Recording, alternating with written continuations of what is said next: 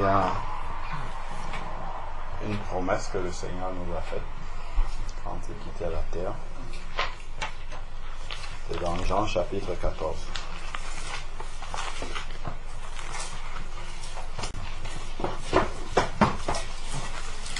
Jean chapitre 14.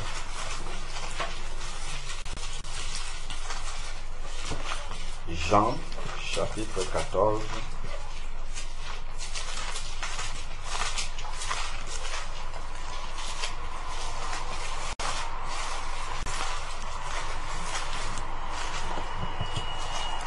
Jean chapitre 14.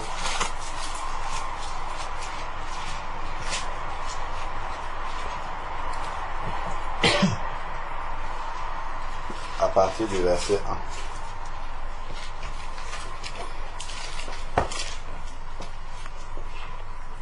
Il est écrit que votre cœur ne se trouble pas.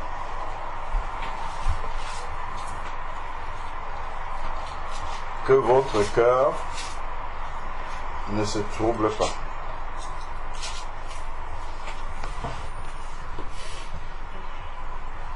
Il y a tant de cœurs troublés dans ce monde. Il y a tant de cœurs troublés au milieu de nous. Il y a tant de cœurs troublés dans cette vie. C'est vrai ou c'est pas vrai? Nous sommes troublés par beaucoup de choses.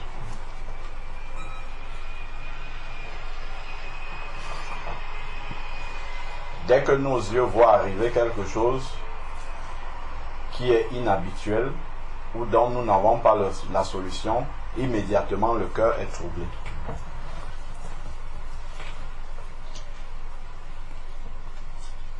Dès qu'un problème nous arrive et nous n'avons pas la solution, nous sommes immédiatement troublés.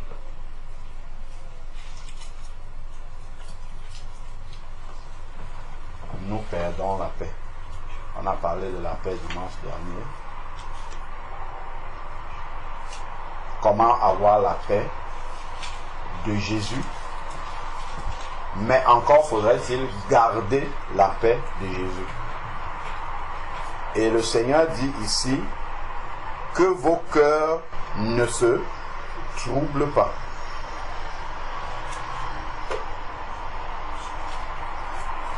Quand le Seigneur prononce une telle parole, il n'ignore pas toutes les tribulations dans lesquelles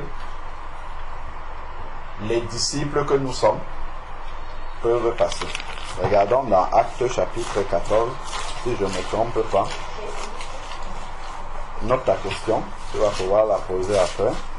Actes, note-la en nous pour ne pas l'oublier. Actes chapitre 14.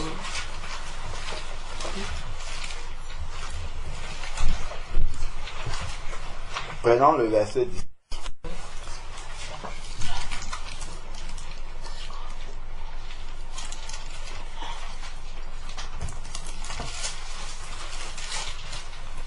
Actes chapitre 14, verset 19 nous dit: Puis survint d'Antioche et d'Iconium des Juifs qui gagnèrent la foule et lapidèrent Paul.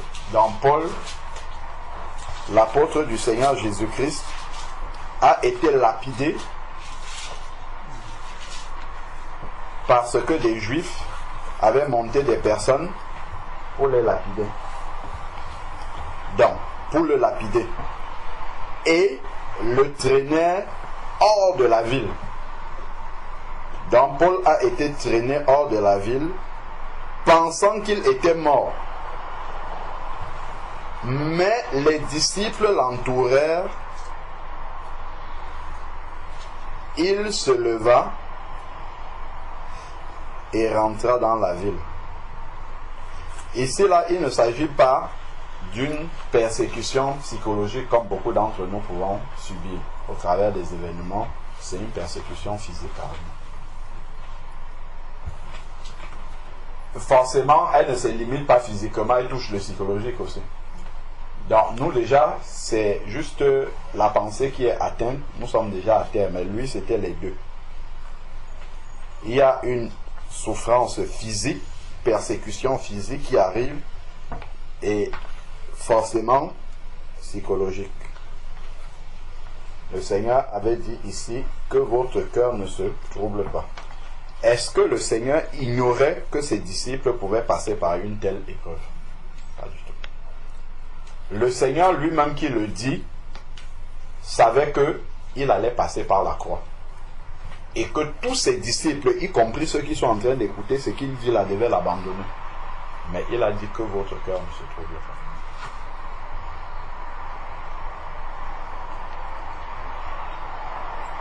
Dans les circonstances terrestres, ne devrait pas troubler notre cœur. Si les circonstances terrestres que nous vivons troublent notre cœur, on va voir dans la suite du verset quel est le problème.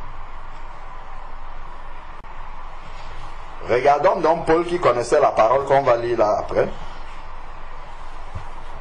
Pas 8 mois après. Il n'a pas dit, comme on m'a persécuté, on m'a tapé, on m'a laissé pour mort, il faudrait que j'aille interroger le Seigneur pour savoir s'il est vraiment avec moi. Parce que s'il était vraiment avec moi, on ne m'aurait pas battu au point de me laisser pour mort. Ce n'est pas ça qu'il a fait.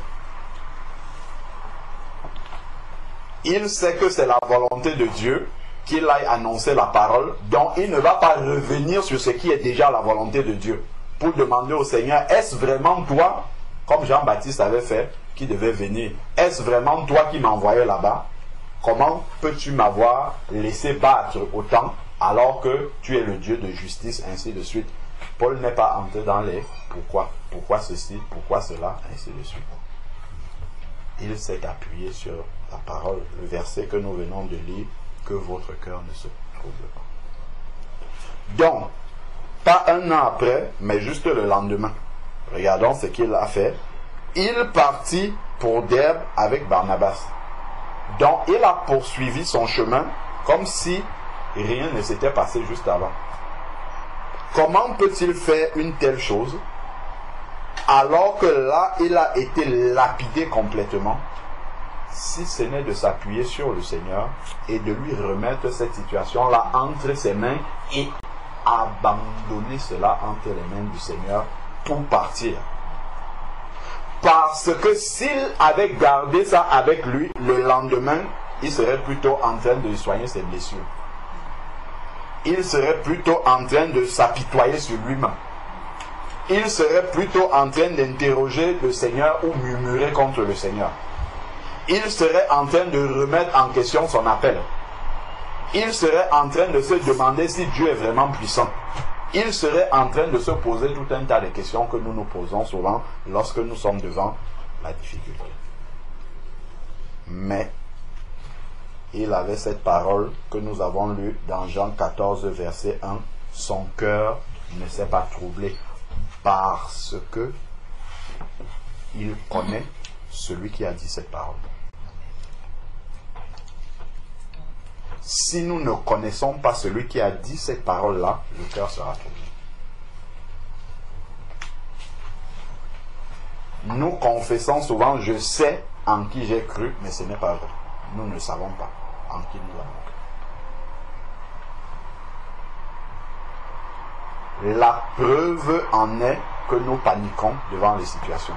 La preuve en est que nous sommes découragés devant certaines montagnes qui sont devant nous. Ça prouve simplement que nous ne connaissons pas celui en qui nous avons cru. Donc notre prière quotidienne doit être « Seigneur, aide-nous à te connaître ». Parce que c'est lorsque nous aurons connu réellement celui en qui nous avons cru, alors cela déclenchera la foi dans les prières que nous allons lui adresser. Si j'arrive dans un établissement académique, supposons la rentrée est déjà passée, je veux inscrire mon enfant. Je rencontre la personne, la gardienne ou le gardien de l'école. à l'entrée. Je lui dis, voici mon enfant qui n'est pas encore inscrit et je souhaite l'inscrire à l'école. Je sais que la rentrée est passée il y a très longtemps.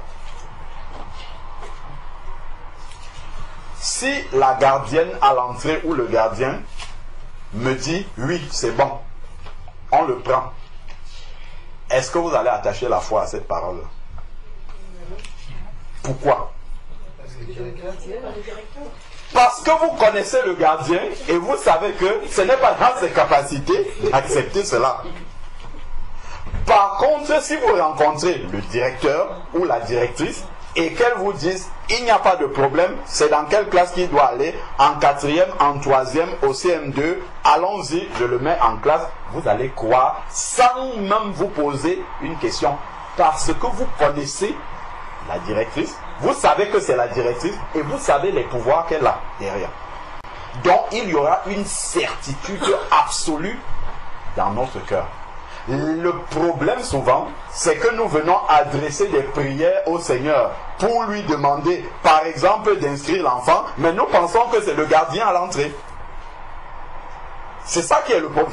C'est ça le problème que nous avons. Nous pensons que c'est le gardien à l'entrée. Même si on n'a pas l'humilité, l'honnêteté de le confesser. En fait, le Seigneur dit qu'on jugera un arbre à ses fruits. C'est-à-dire que ce sont les actes qu'on pose. C'est les considérations que nous avons, la réaction que nous avons devant les prières que nous adressons au Seigneur qui montre si oui ou non nous savons à qui nous avons adressé ces prières-là. Même si nous chantons beaucoup de choses, même si nous confessons beaucoup de choses, même si intellectuellement nous acquiesçons que Jésus est le Créateur, qu'il est le maître de toutes choses, qu'il est mort pour nous, ainsi de suite, mais ce sont les actes au final que nous allons poser par rapport aux prières que nous lui adressons, la confiance qu'on aura, c'est ça qui montrera si on le connaît ou si on ne le connaît pas. Selon notre cœur. Comment? Voilà, selon notre cœur, ce qu'on pense. Il voit, en fait, il sait déjà. Oui, il sait déjà ce qu'on pense et ce qu'on a dans le cœur va se matérialiser déjà dans nos paroles. Parce que juste le fait de venir prier une fois pour un sujet et de revenir la deuxième fois prier pour le même sujet montre déjà que tu ne sais pas à qui tu as posé cette question-là. Parce que effectivement, à l'entrée, tu peux demander à la gardienne plusieurs fois, est-ce que tu es sûr vraiment que cet enfant-là, ça fait 3 mois que la rentrée a commencé, tu es sûr qu'on peut l'inscrire? Il n'y a qu'à la gardienne que tu peux... Est-ce que tu peux demander ça au proviseur? Si le proviseur te dit j'ai encore des places, je le prends, est-ce que tu vas lui demander, proviseur, vous êtes sûr que vous avez réellement? Non, tu ne vas pas lui poser cette question-là 2 fois, pas du tout. S'il t'a dit déjà je le prends, tu ne vas même pas te poser la question 2 fois, lui poser la question autant pour moi 2 fois, est-ce que tu le prends? Si nous posons la question 2 fois déjà au Seigneur, si nous adressons le même sujet déjà 2 fois au Seigneur, ça veut dire déjà qu'on ne sait pas à qui nous avons posé le problème. C'est bien parfois de méditer tout doucement comme ça sur nos attitudes afin de voir exactement où est-ce que nous en sommes dans la foi. Et ça va nous aider à ne pas stagner mais à aller de l'avant. Nous pouvons venir avec un sujet et ensuite le Seigneur nous éclaire sur un obstacle qu'il y a dans ce sujet-là que nous avons apporté et là nous allons prier de manière ciblée par rapport à l'obstacle. Ça c'est différent.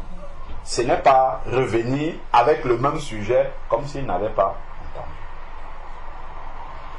Donc, le Seigneur n'est pas le gardien de l'école.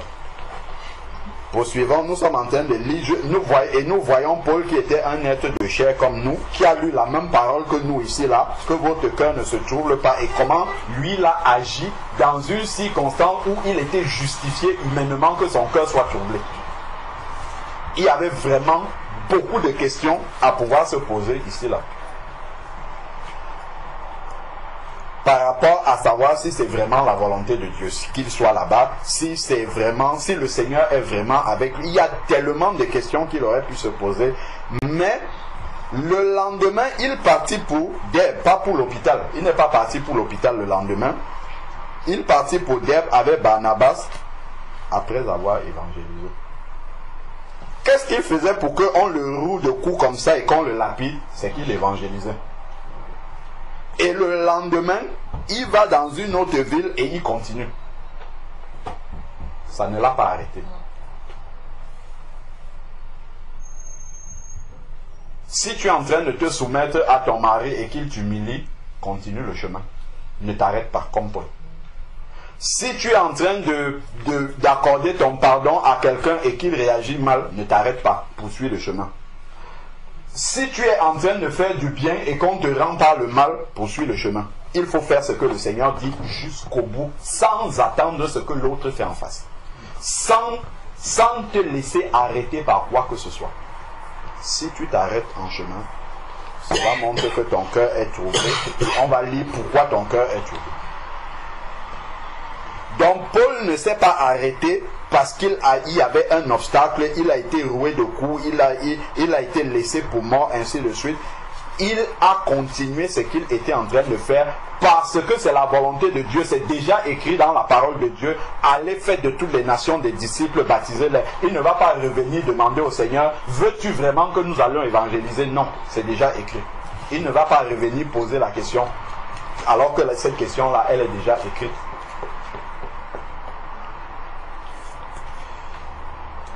Le lendemain, il partit pour Derbe, donc, et après avoir, verset 21, après avoir évangélisé cette ville et fait un assez grand nombre de disciples, voilà celui qu'on avait lapidé. Quand on l'a lapidé comme ça, il y a un verset qu'on confesse souvent, encore qui n'est pas vrai dans notre cœur, parce qu'on confesse beaucoup de choses qui ne sont pas vraies malheureusement. C'est pour ça que Dieu dit que nous sommes hypocrites. Je puis tout par celui qui me fortifie. Ce n'est plus moi qui vis, c'est Christ qui vit en moi. Ce sont des versets qui sont faux. Ce sont des versets que nous confessons, mais qui sont faux dans nos vies. Ce n'est pas vrai. Voici quelqu'un pour qui c'était vrai. Dans les actes qu'il pose, on voit que c'est vrai dans sa vie. Ce n'est pas quelque chose de théorique pour lui. Ici, Paul, après avoir été lapidé, il continue et on voit que la puissance de Dieu grandit en lui, justement. Il a fait un assez grand nombre de disciples après avoir été lapidé.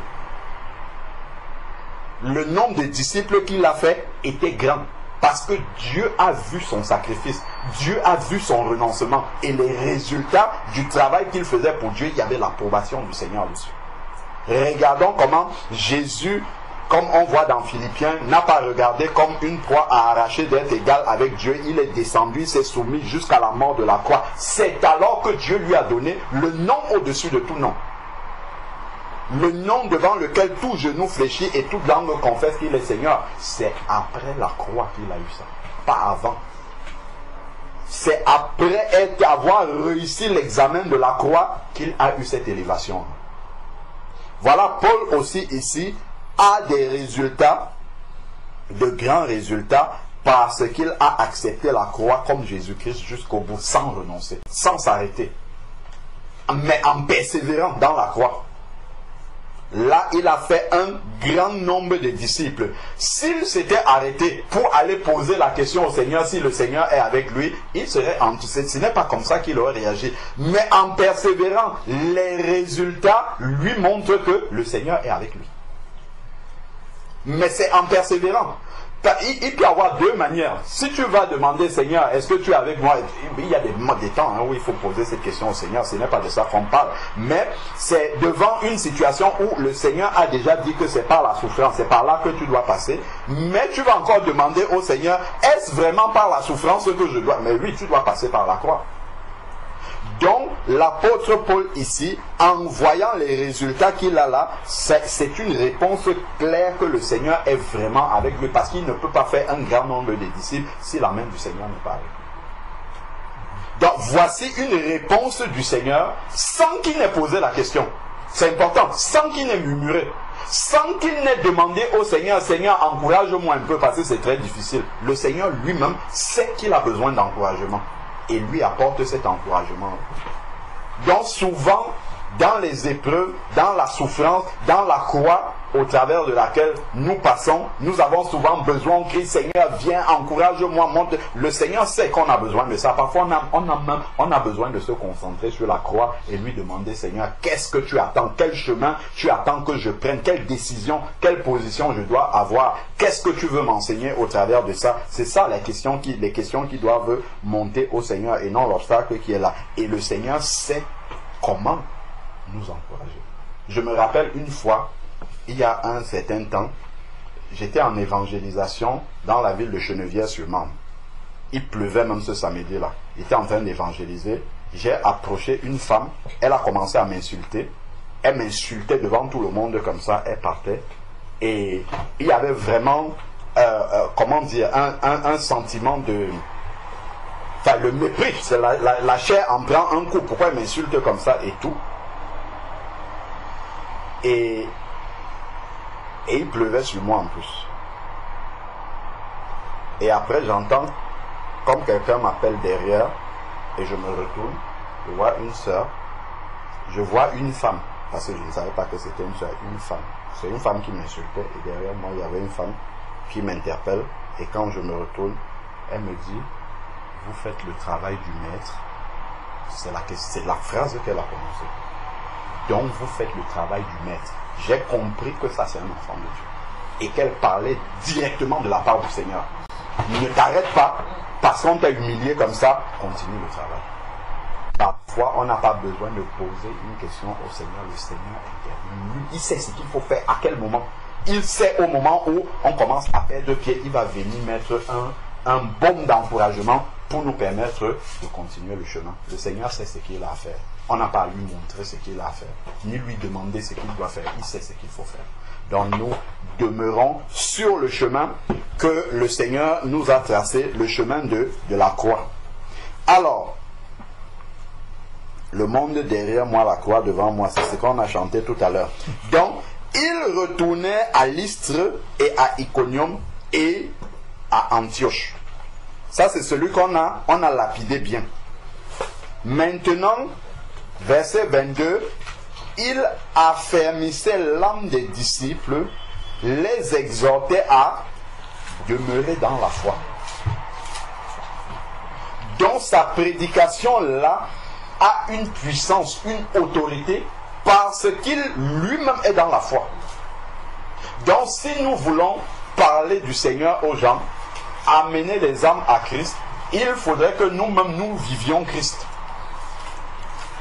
Donc lui, quand il parlait de la foi comme ça, il venait de l'expérimenter juste avant d'être lapidé et de continuer. Ça c'est la foi. Parce que sans la foi, on ne peut pas faire ça. Et là maintenant, ayant expérimenté cette foi-là, il peut en parler. Et quand tu parles de la foi comme ça, avec l'expérience de ce que tu vis, cela a une très grande puissance. C'est une dynamique en fait. Parce que le Seigneur met sa main, son sceau d'approbation là-dessus. Mais si tu dis des paroles en l'air comme ça que tu ne vis pas, ça sera comme le Seigneur nous dit, une cymbale qui retentit. Ça sera creux et vide. Quand tu vas parler du Seigneur à quelqu'un, ça sera vide. Il n'y aura pas la vie là-dedans. Parce que en voulant amener Christ à quelqu'un, nous n'amenons pas les paroles seulement, nous amenons la vie. Donc on doit porter cette vie-là et l'amener aux personnes. Donc si j'ai note tes questions, prends un stylo, tu notes les questions. Donc, si par exemple on a un mari inconverti, pour certains, donc c'est le cas, quand le Seigneur dit de le gagner sans parole, c'est parce que c'est la vie d'abord qui va lui prêcher. Et ça c'est valable même dans le cas où on n'est pas dans le cas d'un mari inconverti. C'est la vie d'abord qui va gagner les personnes. C'est-à-dire la meilleure prédication qu'on voit, c'est ce qui est vécu, c'est la vie. C'est pour ça que Jésus est descendu sur la terre. Pour manifester la vie. Parce que les prophètes, les paroles qu'ils prononcent, beaucoup de prophètes avaient déjà parlé avant. Mais lui, il est venu pour incarner ces paroles-là, pour vivre ces paroles et montrer comment est-ce qu'il faut pouvoir vivre. Donc, l'apôtre pouvait dire ici, exhorter les disciples à demeurer dans la foi, parce que lui-même, il le faisait. Et ça avait une grande puissance. Et disait, regardons dans ce qu'il dit. c'est par beaucoup de tribulations qu'il nous faut entrer dans le royaume de Dieu. C'est pas un peu de tribulation. C'est par beaucoup de tribulations qu'il nous faut entrer dans le royaume de Dieu. Donc, sans les tribulations, en fait, on ne peut pas entrer dans le royaume de Dieu. Il faut passer, c'est le chemin pour entrer dans le royaume de Dieu, en commençant par Jésus-Christ. Lui-même, il a suivi ce chemin-là avant de monter. Donc, si on veut fuir la croix, si on veut éviter la croix, ça veut dire qu'on a pris un autre chemin. Lui, il a dit, je suis le chemin, la vérité et la vie. Et le chemin que le Seigneur nous montre, c'est le même que lui-même il a suivi. Le disciple n'est pas plus grand que son maître. Matthieu, chapitre 10. C'est le chemin de la croix. C'est le chemin du désert. C'est le chemin du renoncement.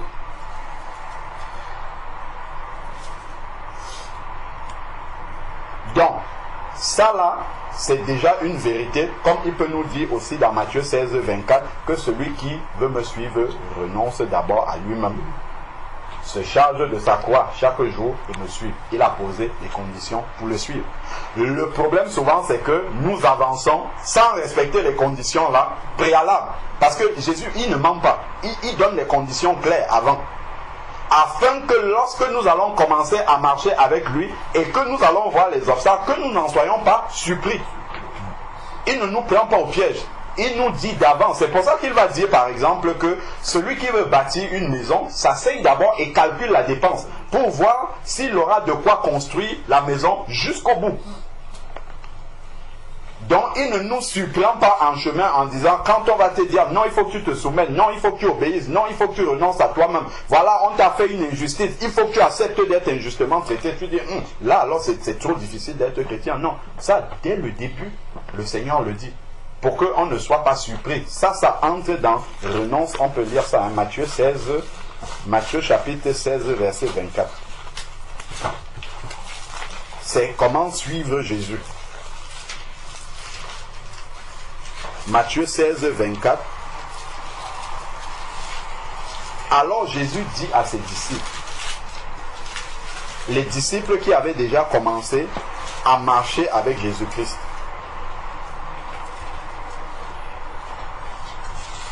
alors Jésus dit à ses disciples, si quelqu'un veut venir après moi, donc on ne vient pas à lui sans vérifier la condition. Il y a un site, donc il y a une condition pour venir.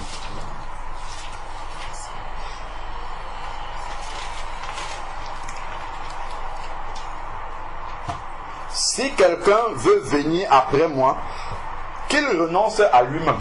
Parce que s'il n'a pas renoncé à son moi, c'est ça que ça veut dire le lui-même là. S'il n'a pas renoncé à son moi devant, ça sera très difficile. Ça sera presque impossible même. Ça le conduit à abandonner. Ah, ça fait longtemps que c'est toujours comme ça, que je me soumets, que je me fais ceci, mais ça ne change pas. Tu as déjà décidé de renoncer. Donc, il faut rester dans le renoncement jusqu'à la fin. Si on doit t'essorer comme une serpillère, te piétiner comme la serpillère, Jésus-Christ est passé par là, il faut accepter ça jusqu'à la fin. Et le Seigneur le sait. Ce n'est pas seulement dans la soumission des sœurs, hein, c'est pour nous tout dans toutes les circonstances que nous traversons dans la vie. Il y a beaucoup de renoncements. Il y a beaucoup de choses pour lesquelles nous sommes peut-être, comment dire, nous avons raison, nous sommes dans nos droits, nous pouvons, mais quand tu penses à ce que Jésus a dit de renoncer, si tu vois que ça va réjouir le cœur de Dieu que tu renonces, par exemple, pour avoir la paix dans une situation, que tu renonces à ton droit pour qu'il y ait la paix, parce que le Seigneur a dit rechercher la paix avec tous les êtres humains, que tu renonces à ton droit pour que la paix que Jésus-Christ veut entre les hommes arrive, tu dois renoncer. Dans la plupart des cas, c'est ce que nous allons trouver. Il faudra toujours renoncer aux choses dont nous avons droit.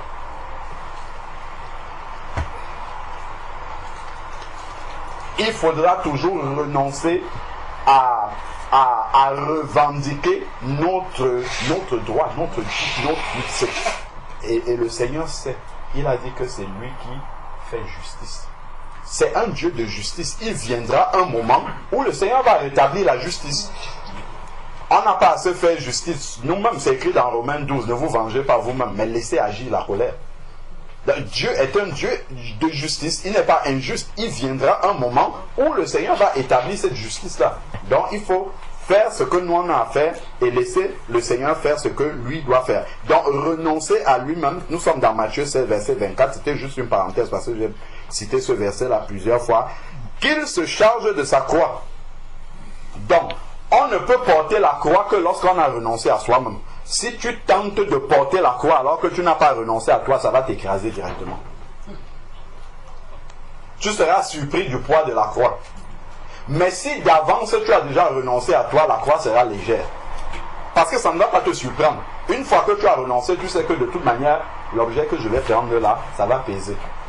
Et la croix est un instrument de mort pour la chair. C'est un instrument qui vient tuer la chair. Qu'il se charge de sa croix tous les jours. C'est-à-dire qu'il y a un renouvellement de se charger de sa croix. Il y a une notion de renouveler. Ce n'est pas qu'à un moment donné on dit, bon la croix là je suis fatigué un peu, je vais la déposer de côté, je vais retourner dans la chair un peu et on va se gâter. Non, non, non, ça ne marche pas comme ça. Je vais d'abord me défouler un peu dans la chair et j'espère je vais venir demander pardon à Dieu et puis on va pouvoir avancer. Non, pas du tout, du tout, du tout. C'est que là nous sommes en train de jouer avec le Seigneur. La croix, il faut la garder à l'épaule.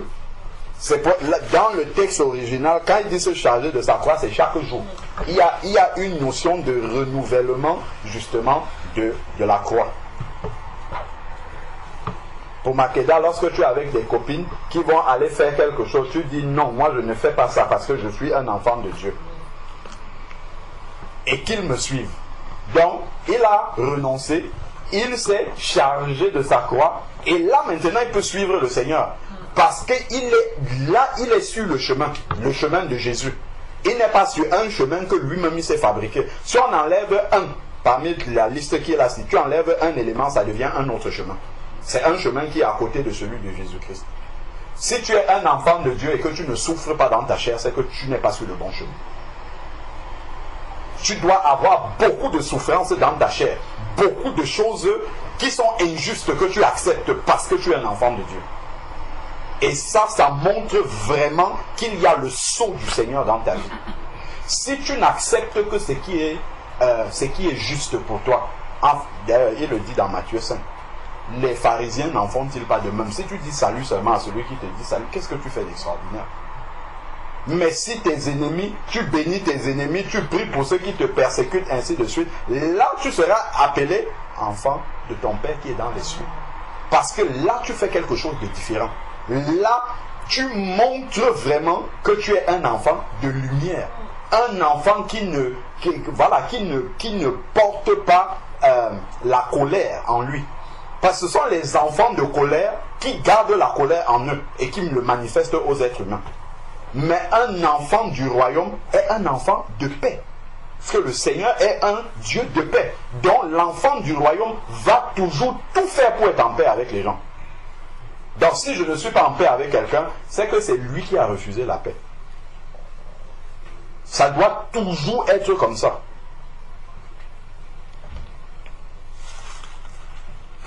Donc, qu'il renonce à lui-même. Dans la suite des versets, le Seigneur donne une promesse par rapport à ça. Quiconque en effet voudra sauver sa vie, ça c'est souvent ce qu'on fait. Vouloir sauver sa vie, il ne faut pas voir ça forcément comme la vie physique, le souffle de vie. C'est vouloir sauver sa chair. En réalité, c'est ça qu'il y a derrière. Quiconque ne voudra pas que la chair soit humiliée, que la chair souffre, que la chair soit rabaissée, que la chair soit injustement traitée, il va la perdre. S'il veut chouchouter la chair, il va la perdre. La perdra.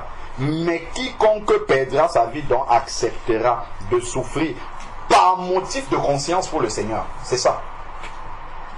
Quand on ne souffre pas parce qu'on nous a imposé quelque chose et que si on avait été le plus fort, nous on aurait pris vengeance. Non. Si c'est dans cet état-là, c'est que nous ne sommes pas en train de faire ce que le Seigneur nous demande. C'est que nous sommes dans notre droit, nous avons la capacité de nous défendre, mais nous renonçons.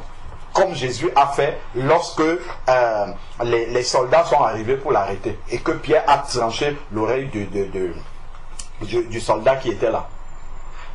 Jésus va dire, ne penses-tu pas que je ne pouvais pas invoquer le Père qui enverrait 12 légions? Si on va voir légion, ce que ça signifie, le nombre d'anges que le Seigneur pouvait envoyer pour délivrer le Seigneur. Mais Jésus n'a pas fait usage de ça. Il a renoncé. Voilà. Il a renoncé. Il a dit, ce n'est pas ce que je suis venu faire. Je suis venu pour donner ma vie, pour que les gens soient sauvés. Il est allé jusqu'au bout. La notion de persévérance jusqu'au bout. Donc, si on veut faire protéger la chair, sachant que c'est la meilleure façon de la faire mourir. Donc, ici, ensuite, il dit, bon, je ne vais pas continuer là, sinon on risque de partir sur un autre message. Restons là où nous sommes. Donc, Paul ici a déjà annoncé dans Actes chapitre 14 que c'est par beaucoup de tribulations qu'il nous faut entrer dans le royaume de Dieu. Donc, ne soyons donc pas surpris. Il a parlé de motif de conscience. On le fait par motif de conscience. Non pas parce que nous sommes le plus faibles, mais par motif de conscience vis-à-vis de Dieu. Quel que soit ce qui va arriver en face comme invective, comme essayer d'exciter notre chair pour qu'on dise non, voilà, non, moi, on ne me fait pas ça, ainsi de suite. Il faut laisser tomber. Ça, c'est la voie du diable, ça. C'est le diable qui veut nous faire tomber et nous faire prendre un autre chemin, tout simplement. Parce que le combat, il n'est pas contre la chair et le sang. C'est un combat spirituel. Et justement, un enfant de lumière a le discernement pour comprendre que là, c'est le spirituel qui est en train de se passer. Ce n'est pas contre celui qui est devant moi. Là, il y a vraiment un combat d'esprit qui est là. Donc, si moi, j'apporte, c'est un peu comme dans Proverbe 15, verset 1, qui dit de donner. Regardons un peu Proverbe 15, on le connaît très bien. Proverbe 15, verset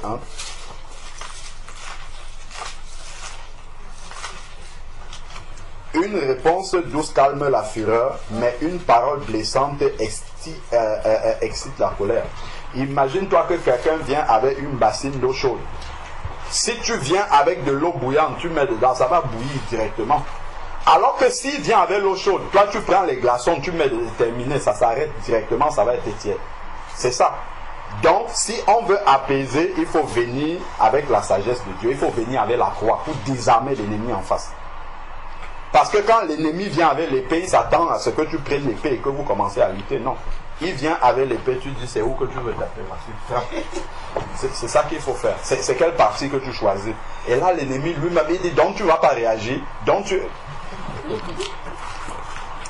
Ça, ce sont les armes spirituelles que le Seigneur nous a appris à utiliser. Donc là, on a vu au travers de l'exemple de Paul, quelqu'un qui vraiment croyait les paroles que le Seigneur a dit, que votre cœur ne se trouble pas. Lui, il croyait et on voit comment ça s'applique, comment il applique ça vraiment de manière pratique dans sa vie, dans un exemple bien précis. Donc, si nous revenons dans Jean 14, parce que c'est de là que nous sommes partis, Jean 14, nous avons lu juste la première phrase du verset 1. Jean 14. Quand je venais dans ce chapitre-là, ce n'est même pas de ça que je voulais parler. Bon, donc, que votre cœur ne se trouble pas. Si on a donc le cœur troublé, regardons ce que Jésus a dit. Croyez en Dieu. Croyez en Dieu, croyez aussi en moi. C'est cela qui fera que notre cœur ne se trouble pas. Donc, si notre cœur se trouble, c'est juste une question de foi. Tout simplement. C'est pour cette raison-là que Paul disait de garder la foi là, quand il exhortait après avoir été lapidé là. C'est pour cette raison qu'il disait de garder la foi. La foi avec laquelle, selon Éphésiens chapitre 6, nous pouvons éteindre tous les traits enflammés de l'ennemi. Pas certains traits seulement. Tous. C'est-à-dire que toutes les armes les plus sophistiquées, les plus subtiles que l'ennemi va amener, la foi éteint ça, direct. Donc, il demande croyez en Dieu. Et pour croire justement en Dieu, il faut savoir qui est Dieu. Ce n'est pas le gardien de l'école. Parce que quand il dit croyez en moi, tout le monde va dire je crois en Dieu, mais il ne sait pas qui est Dieu. Donc il faut travailler maintenant de connaître qui est Dieu. Et pour savoir qui est Dieu, il faut regarder dans sa parole. Il faut méditer sa parole, voir ce que Dieu a déjà fait. Quand on regarde dans l'Ancien Testament, il y a des peuples qui ont entendu parler de ce que Dieu a fait aux Israélites lorsqu'ils sortaient d'Égypte. Et ils ont commencé à avoir peur, les Israélites, à cause de ça. Pourquoi? Parce qu'ils ont entendu ce que Dieu a fait. Donc, ils avaient la foi dans la puissance de Dieu, même s'ils ne croyaient pas en lui. Hein. Ils savaient ce que ce Dieu-là est capable de faire. C'est pour ça qu'ils craignaient. Nous savons ce que Dieu est capable de faire. Normalement, on est censé savoir ce qu'il est capable de faire, mais ce n'est pas de lui que nous craignons l'adversaire qui est tout petit comme ça. C'est quand même qu'on a une drôle de foi quand même. Hein. C'est pour ça que je dis en fait que nous ne croyons pas ce que nous lisons. Parce que notre foi, elle est corrompue en fait. Quand on voit les actes qu'on pose, ces actes-là ne sont pas en concordance avec les versets que nous prononçons dans notre bouche. D'où nous avons besoin impérativement de nous arrêter pour demander à Dieu qui es-tu. Révèle-nous qui tu es. Pour que nous commençons à croire qui tu es véritablement. Et là, à ce moment-là, le cœur ne pourra pas être troublé. Le cœur ne pourra pas se poser des questions. Le cœur ne pourra pas, les yeux ne pourront pas être sur la montre pour savoir si c'est bien la fin de l'épreuve ou pas. Prions le Seigneur pour lui demander qui est-ce qu'il est, qu'il nous révèle vraiment. Moi le premier, hein, je suis loin d'être arrivé dans ce que nous sommes en train de dire là, de savoir qui il est véritablement. Donc en méditant la parole de Dieu, nous voyons ce que Dieu a fait, comme ces peuples-là qui ont entendu parler de ce que Dieu a fait en Égypte là, pour les Israélites, et ils ont commencé à craindre. Lorsque nous allons méditer, nous méditons la parole de Dieu, nous voyons au travers de la parole comment Dieu agit dans la vie des personnes, nous écoutons des témoignages de personnes, de comment Dieu a agi dans leur vie, ça nous permet de savoir qui est ce Dieu-là véritablement. Ensuite, on se tourne maintenant et nous demandons au Seigneur, comme il a dit à l'église de Laodicée, d'acheter de lui du colis et de mettre dans ses yeux pour voir. C'est écrit dans Apocalypse chapitre 3. Que le Seigneur mette son colis spirituel dans nos yeux pour que nous voyons comme il faut voir. Parce que nous ne voyons pas. Nous sommes aveugles. Nous ne voyons pas ce qu'il faut voir.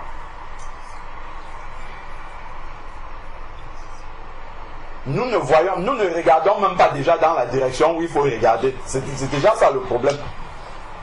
Je lève les yeux vers les montagnes, d'où me viendra le secours. Moi, je lève mes yeux vers le problème et je cherche le secours. Donc forcément, si mes yeux sont devant la taille de la montagne, il est évident déjà que ce n'est pas... Là, ça ne peut que me faire peur. Et évidemment, ça ne peut que me faire peur. Quand je vois par exemple quelqu'un qui est malade, dans une maladie difficile, moi ce que je vais lui dire, prends les versets de la parole de Dieu, médite tous les versets de guérison que Jésus a accomplis. C'est là qu'il faut regarder. Ce n'est pas le bilan que le médecin a fait. Si tu regardes le bilan, c'est normal, tu vas commencer à paniquer, tu vas être dans toutes tes études, tu vas avoir peur. C'est pour ça que je dis, les yeux ne sont pas fixés là où ils doivent être. Dès que j'entends je suis malade, ah d'accord, ok, je sais là où il faut aller regarder. Je commence à regarder la femme à la perte de sang, je commence à regarder l'aveugle Bartimée. C'est là en fait que le secours va venir. Je lève les yeux vers les montagnes, d'où me viendra le secours. Ça vient de l'Éternel. L'Éternel est sa parole. Donc je vais aller regarder dans la parole ce qui correspond à la situation dans laquelle je me trouve, afin que ma foi grandisse dans les promesses du Seigneur. La foi vient de ce qu'on entend, et ce qu'on entend vient de la parole de Dieu. Romains 10, verset 17. Donc si je n'ai pas déjà cette démarche-là, il est clair en fait que je ne pourrai pas cultiver la foi. Je vais toujours être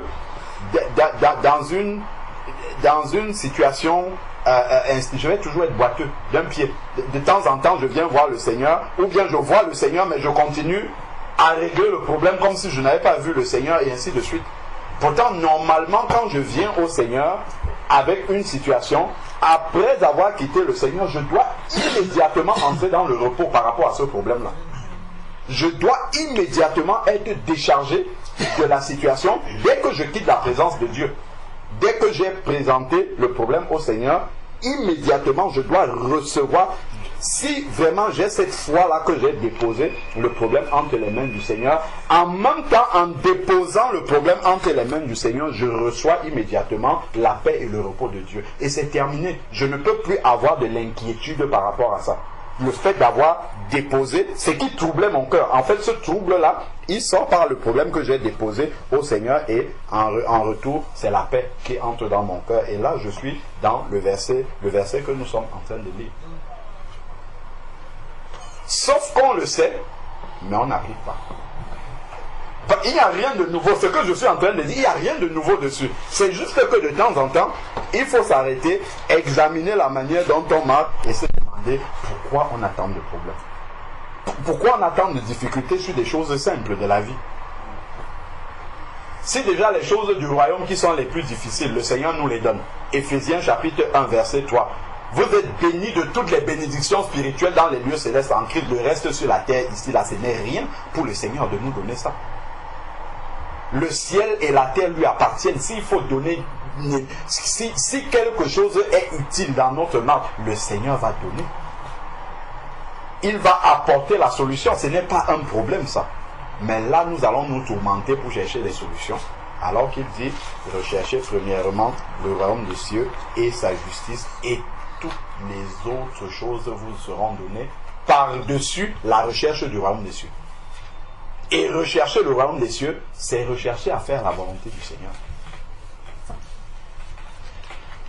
Donc, Jean, nous sommes toujours dans Jean chapitre 14. Peut-être je vais arriver maintenant dans ce que je voulais dire. Parce que tout ce que j'ai dit jusqu'à présent n'a rien à voir avec ce que je voulais dire. Moi, je voulais parler du retour de Jésus. En fait, quand je suis venu dans ce passage-là, c'était pour parler du retour de Jésus. Ça n'a rien à voir avec ce que j'ai dit avant. C'est un rappel que tu fais. C'est un rappel, oui. C'est même une introduction. Parce qu'effectivement, pour attendre Jésus, si on n'a pas la foi, il a dit dans Hébreu, sans la foi, il est impossible de lui être agréable.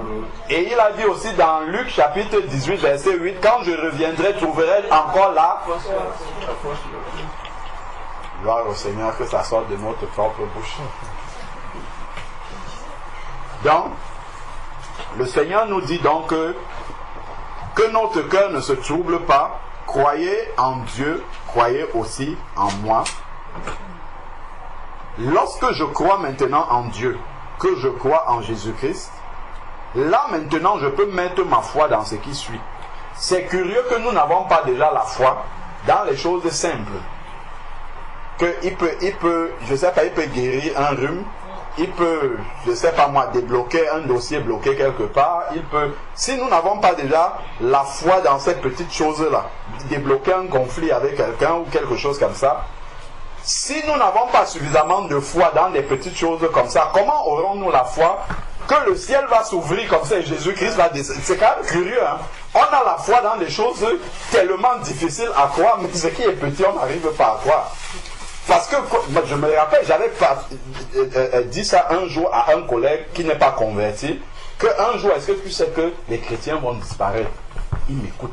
Dans les chrétiens, oui, c'est, ils vont disparaître. Peut-être comme ça, un jour, tu me vois plus tard, je disparais. Et beaucoup de personnes disparaissent, des accidents, des cataclysmes et tout. Il m'écoute. Quand je finis, il me dit, toi, tu crois un truc comme ça? Ça, c'est la folie. Mais ceux qui ont écrit ça, c'est un bon scénario de... C'est ce qu'il me dit. Il me disait ça le plus sérieusement. C'est un bon... Tu crois à des choses comme ça? Mais c'est une folie. Mais donc réussir à croire à une telle folie, c'est une folie, hein, c'est écrit dans la parole de Dieu. C'est réussir à croire à une folie comme ça, alors que les choses simples, on n'arrive pas à croire. C'est quand même curieux la foi que nous avons. Waouh. La question maintenant, est-ce que nous croyons vraiment que Jésus revient? Ça c'est une autre question, ça. Parce que c'est tellement difficile de croire que Jésus va revenir. C'est vraiment difficile de le croire, hein, que Jésus va revenir. Mais nous le confessons, nous l'avons dans notre cœur. Mais bon, maintenant, si je prends ma vie, je mets en face de la prophétie. C'est ma vie qui dit si je crois que Jésus revient. La manière dont je vis au quotidien. C'est ça qui me dit si j'attends Jésus vraiment ou pas. Parce que toute ma foi se matérialise. Quand je dis ma foi, c'est n'importe lequel des enfants de Dieu. Toute notre foi se matérialise toujours par les actes que nous posons, par les priorités que nous mettons dans notre vie. Ça montre vraiment. Regardons simplement le travail. La priorité que nous mettons sur le travail. La rigueur que nous donnons au travail. Ça nous montre la foi que nous mettons. Mais est-ce que quelqu'un peut se lever comme ça un jour et dire non, moi aujourd'hui, j'ai envie de me reposer, je ne vais pas au travail. Je suis fatigué. Le réveil sonner l'éteint. Après, je vais appeler pour dire que je ne viens pas. Est-ce que ça nous arrive ça? Est-ce que ça nous arrive? Ça m'arrive. Par accident. Je dis, est-ce que ça nous arrive de manière normale? Ça ne nous traverse même pas l'esprit de pouvoir concevoir une telle chose. Hein? Ah oui, ben, ok. Bon, s'il le fait de manière régulière, ça montre aussi la place que le travail a pour lui. Le fait de travail, c'est l'argent. Ah, merci Makeda. On commence à aller. Elle a dit pas de travail, pas d'argent. Donc nous avons la foi dans le travail. Nous avons la foi dans le patron. Nous avons la foi dans le salaire. Mais la foi en Dieu, elle est beaucoup plus difficile. Nous croyons les choses que nous voyons. Quand tu vois la fiche de paye, tu dis, ah, si la paye est venue ce mois-ci, ça va aussi venir le mois prochain, donc il faut que j'aille travailler. Quand tu regardes le compte, on a fait le virement, il faut que j'aille travailler parce que ça va venir le mois prochain. Mais quand Dieu te dit quoi sans avoir vu, est-ce que c'est même sûr que ça va marcher comme ça? C'est la vue en fait qui fait en sorte que nous n'ayons pas la foi réelle telle qu'il faut. Voir avant de croire. Je peux dormir en écoutant un enseignement, mais il ne me viendrait jamais à la pensée de dormir à mon travail. De m'endormir comme ça sur mon lieu de travail. Je ne pourrais pas imaginer. Sauf si le sommeil me prenne sans ma volonté. Là, oui, dans ce cas-là, effectivement. Juste chercher de dormir. Moi, ça m'arrive une fois à l'école. À dormir dans ton travail? D'accord. Voilà. Mais tu dors avec la crainte. Non, c'est pas que j'ai de la crainte, c'est qu'on n'est pas à l'aise.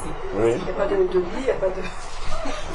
Ben, ici, il n'y a pas de lit non plus. C'est des fonctionnaires. Est-ce qu'il y a un lit ici?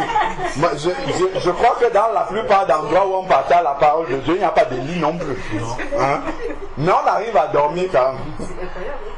C'est vraiment incroyable. Je nous interroge en fait sur notre foi, tout simplement. Que nous examinons notre foi avec lucidité, avec honnêteté, et voir vraiment que notre foi, elle n'est pas ce que notre bouche confesse. Pour le travail, les gens cherchent même à travailler encore plus pour gagner plus. Pour avoir plus d'argent. Alors que multiplier les heures sup avec le Seigneur pour le connaître davantage, afin que notre foi grandisse en lui, ben là c'est un problème. Parce que en fait c'est ça qui va faire grandir la foi. C'est de connaître davantage le Seigneur. Or le connaître davantage c'est l'intimité avec lui. Mais ça on va avoir du mal. Ça va être difficile pour nous. Je vais le faire demain. Toujours, encore, tout à l'heure, oui. Mais tu ne vas jamais dire aller au travail demain. Quand il faut partir là, quand le réveil a sonné, tu ne dis pas non, on verra ça demain. Non, non, pas du tout. Ça on ne peut pas s'amuser avec Pharaon comme ça.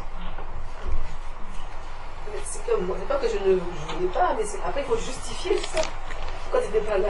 Tu penses qu'avec Dieu on ne doit pas justifier aussi?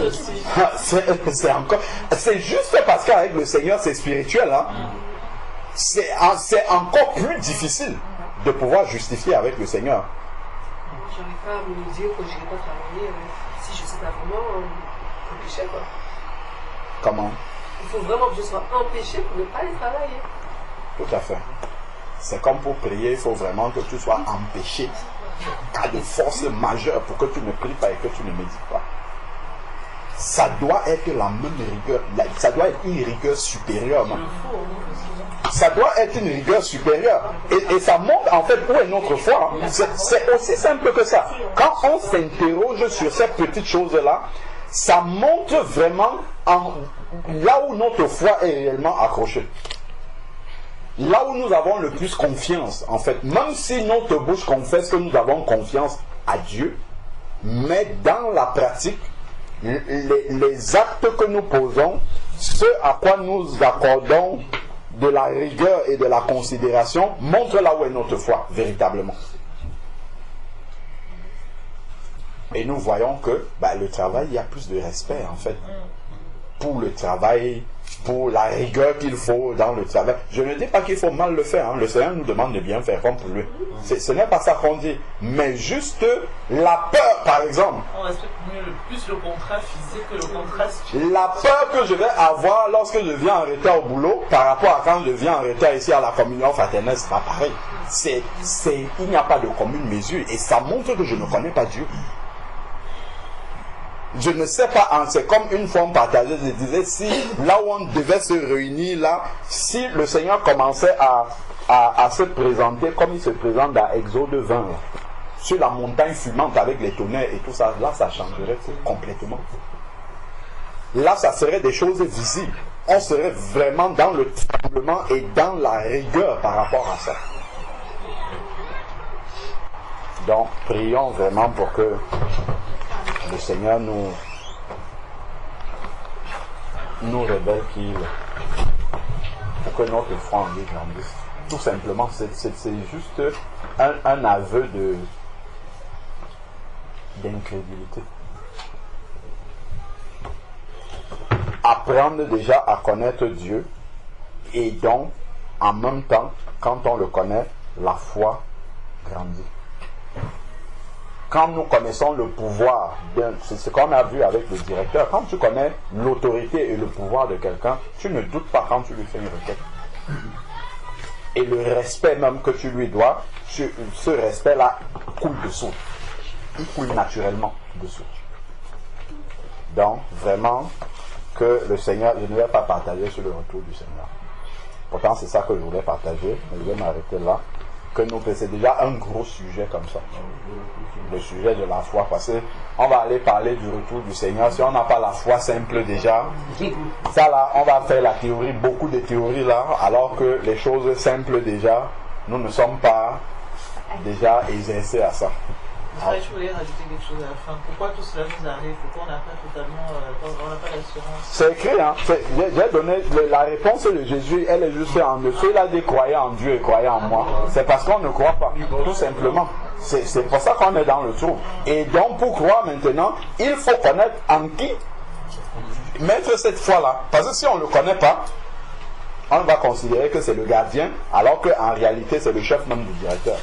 Et donc c'est vraiment à ce niveau-là que le travail doit se faire. Il faut identifier là où est notre faiblesse et puis travailler justement pour arriver à surmonter cette faiblesse-là. Il y a des années que ça, au lycée, ils avaient annoncé qu'il y aurait eu des suppressions de postes. Il y avait un collègue qui était chez FO, et puis qui venait, qui disait oui, il quitte son service, hein, il vient nous dire oui, puis voilà, des suppressions de postes, ça fait des années qu'ils ont annoncé qu'il y avait des suppressions de postes. Et quand il disait ça, moi j'étais en train de l'écouter, et dans mon cœur, je commençais vraiment à avoir la crainte dans mon cœur. Le cœur a commencé à être troublé. Le cœur a commencé à être troublé, et c'est ce verset-là qui est venu à mon secours. Et la crainte est partie. Amen. Est partie. Et pendant des années, puis ça s'est fait après des années, hein, ils ont eu ce rôle-là. Gloire à Dieu, parce que tu as regardé dans la bonne direction. Parce que si tu allais plutôt lui poser la question pour avoir plus de détails sur ce qu'il était en train de dire, là ça allait faire grandir la crainte en fait dans ton cœur. Et puis immédiatement, au lieu d'aller chercher le Seigneur, tu allais commencer à chercher les solutions de repli directement. Ah, quand ça va arriver, qu'est-ce que je vais faire? Ainsi de suite. Alors que même si ça devait arriver, le Seigneur il le sait déjà d'avance. Et il a déjà préparé une porte de sortie. Il a déjà autre chose derrière pour toi. Voilà. Non, c'est vraiment déjà ces petits réflexes-là, juste de savoir où se tourner, vers qui se tourner avec foi lorsque la difficulté est là devant nous. Ça sera déjà quelque chose de grand, de gagné. De se tourner avec foi vers le Seigneur et puis davantage toujours lui demander de nous révéler qui il est. Amen. L'été dernier, quand nous étions, je pense pas que j'ai eu ce témoignage, je sais plus. Quand nous étions, j'avais quitté la Martinique pour me rendre en Guadeloupe. Donc mon mari était déjà en location depuis 1 mois. Et au bout de, je sais pas, au moins 2-3 jours, il est descendu au bout. Et puis bon, moi, j'étais, tous les matins, il partait. Moi, je ne descendais jamais en bout. Il fallait que je laisse crier tout ça et tout. Donc quand il partait, il revenait plusieurs temps après.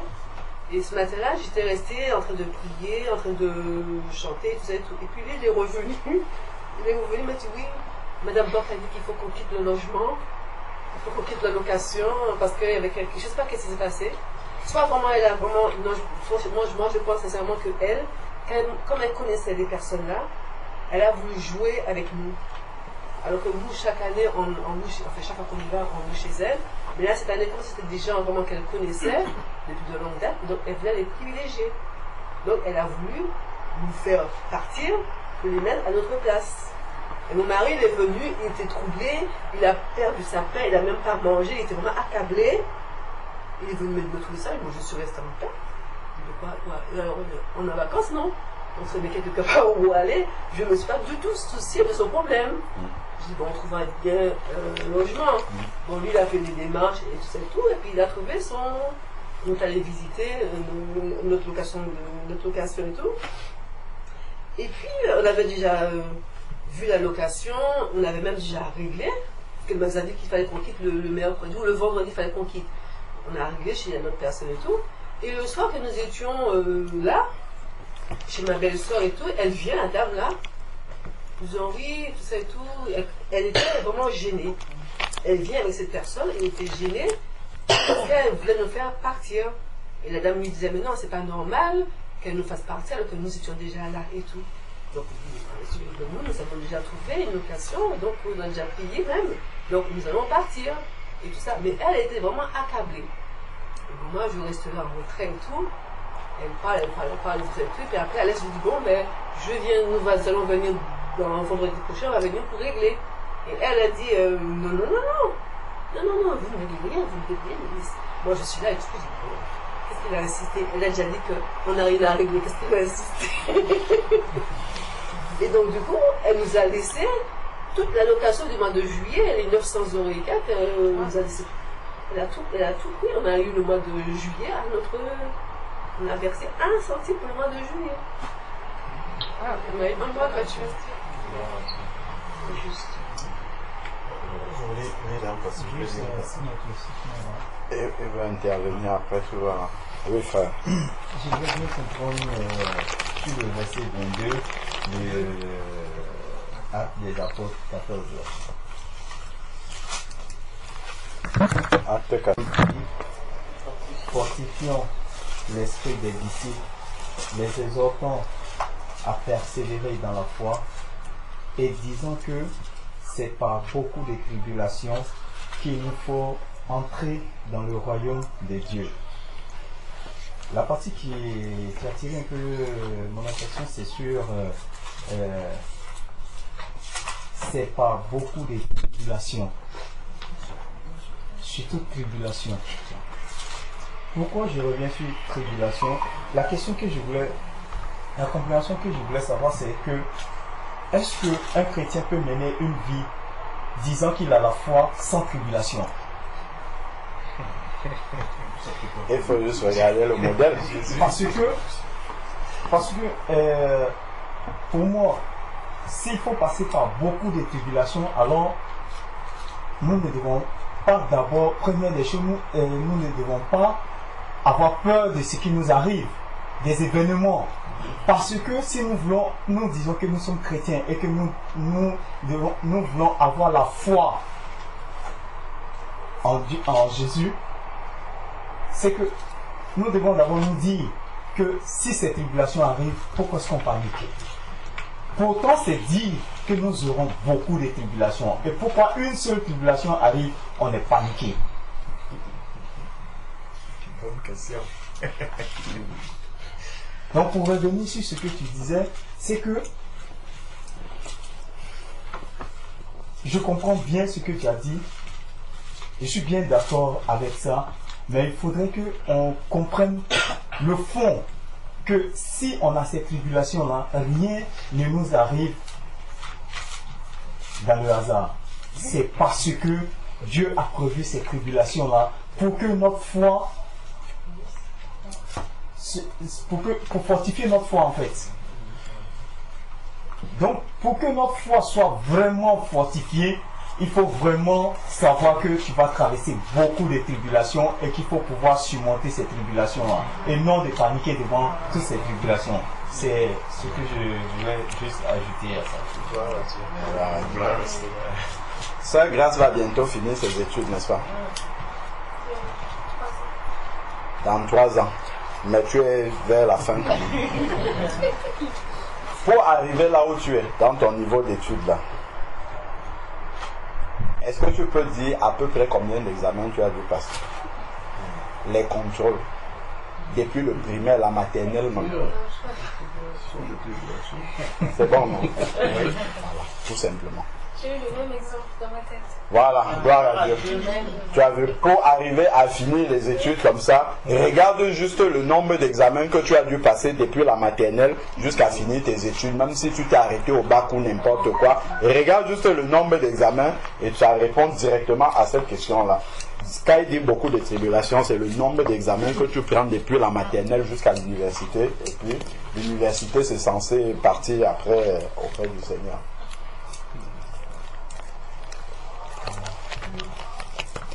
Donc, entrer au ciel sans passer les examens, c'est comme quelqu'un qui va faire toutes ses études comme ça depuis la crèche. Il va arriver à l'université, il n'a passé aucun examen. Il fait seulement les classes, il avance, il avance, il avance, il avance, il avance. Il n'a jamais d'examen jusqu'à la fin. Si on met une telle personne au travail, qu'est-ce qui va arriver? Ça va être une catastrophe. Une catastrophe. Oh, Dieu ne veut pas qu'il y ait la catastrophe, donc il faut passer les examens. Il faut passer les examens. Moi j'ai une question.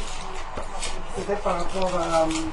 Comme frère avant tu disais, quand par exemple on va devant le Seigneur, quand on fait une prière, on ne doit pas revenir sur cette prière. Donc on l'a pris juste, enfin on fait la prière juste une seule fois et après on oublie. C'est ça? C'est ça, frère? Tu viens avec le sujet devant le Seigneur, tu présentes le sujet au Seigneur et tu reçois par la foi que tu as déjà obtenu ce que tu lui as demandé. C'est ce qui est écrit dans la parole de Dieu. Et maintenant tu te comportes comme quelqu'un qui l'a déjà obtenu.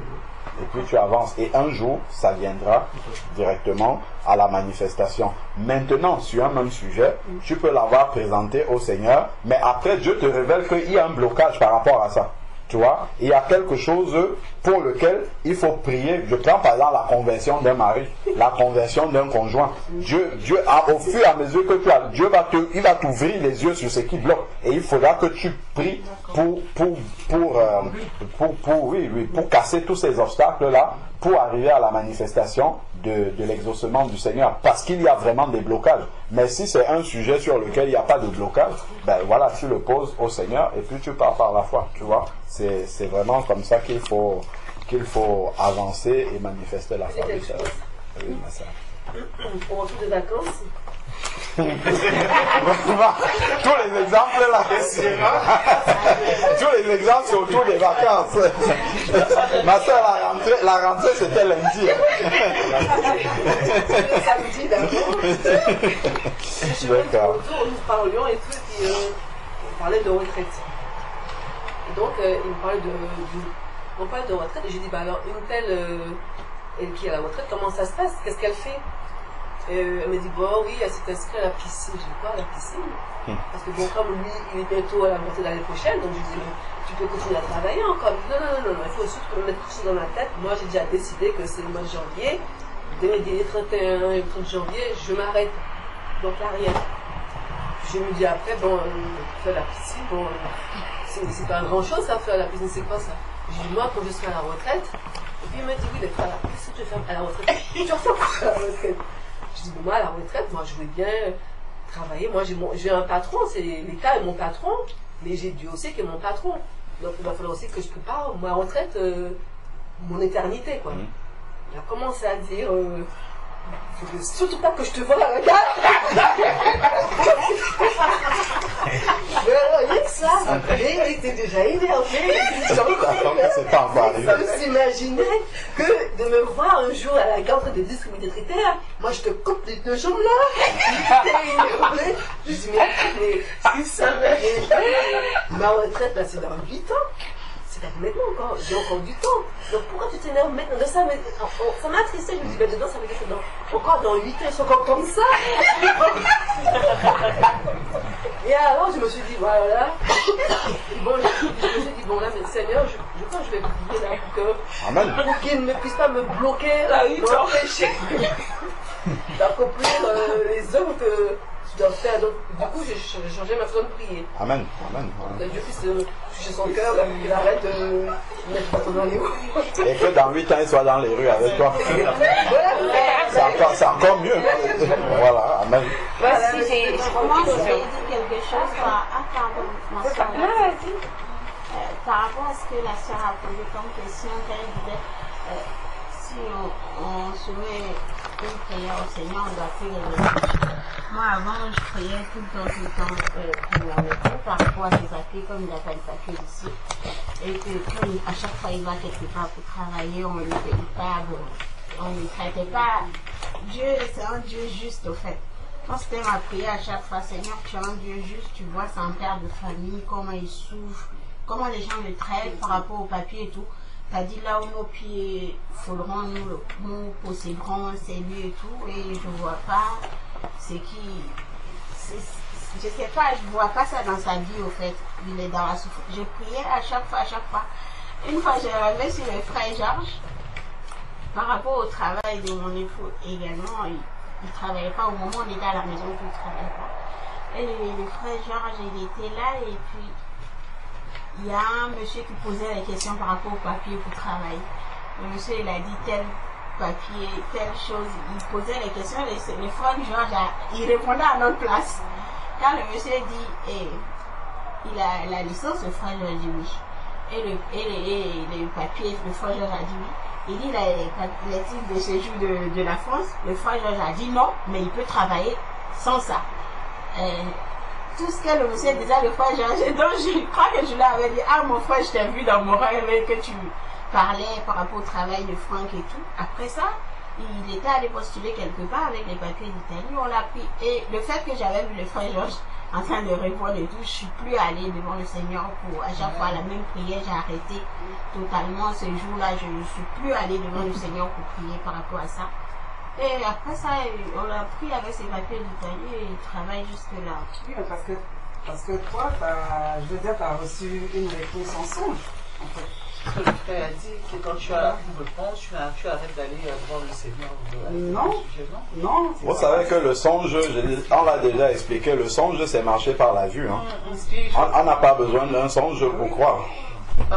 Si on attend le songe pour croire, en fait, ça veut dire que ça, c'est pas encore le niveau de foi qu'il faut.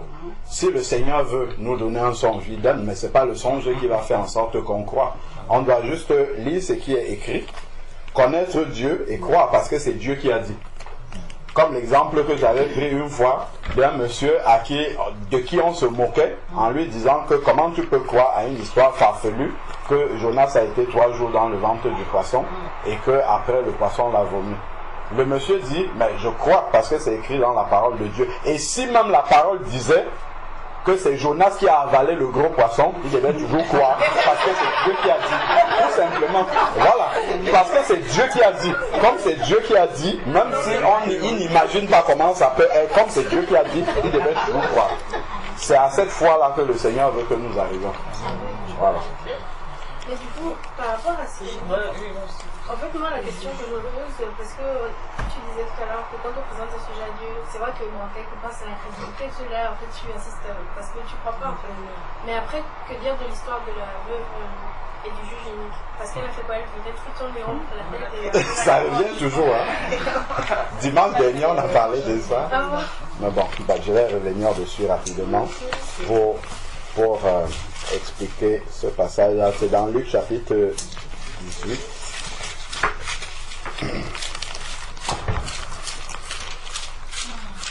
Luc chapitre 18.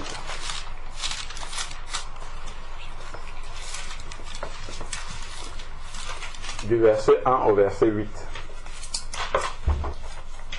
Parabole du juge unique. Donc, il est écrit, Jésus leur dit une parabole pour montrer qu'il faut toujours prier. En fait, il faut aller doucement sur les mots pour comprendre bien le texte. Si on va vite, on va pas comprendre ce que le Seigneur veut dire.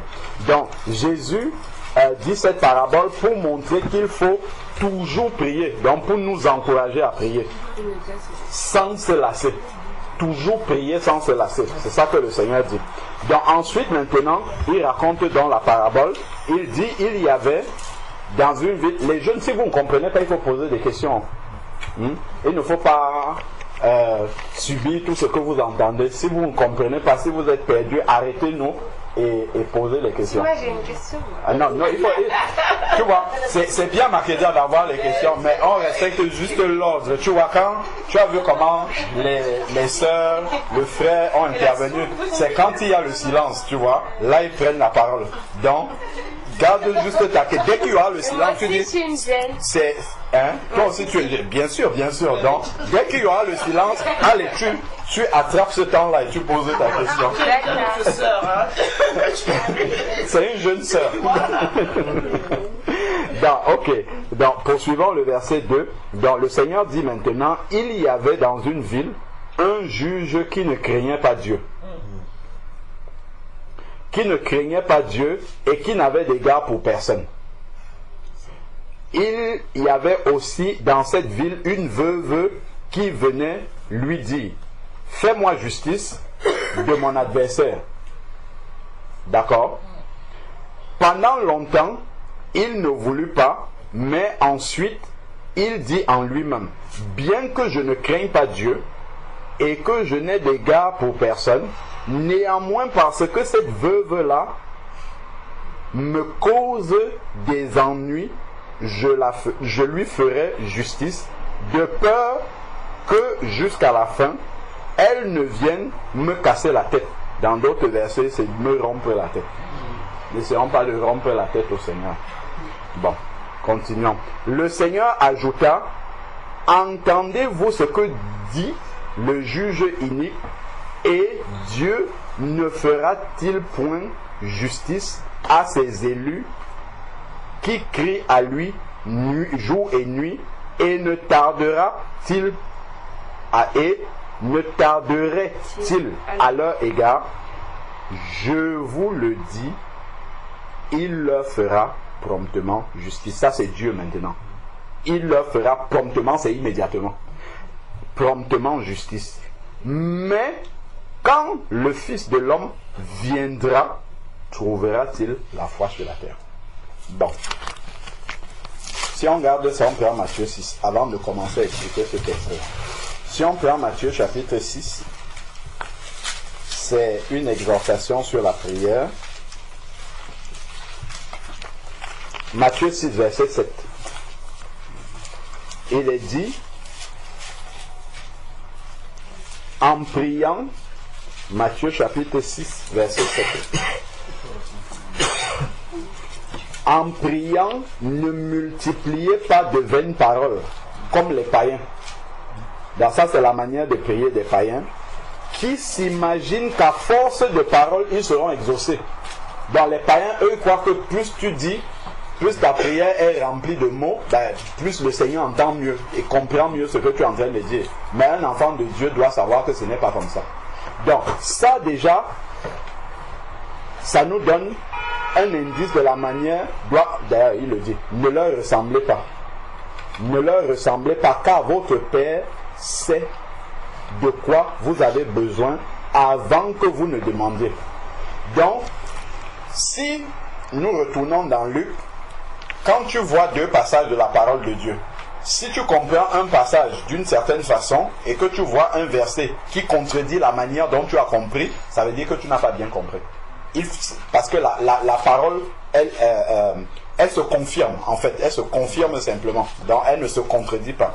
Donc, si on revient maintenant comprendre la parabole du juge, là, si on veut comprendre qu'il faut multiplier les paroles, ça contredit déjà Matthieu chapitre 6, verset 7.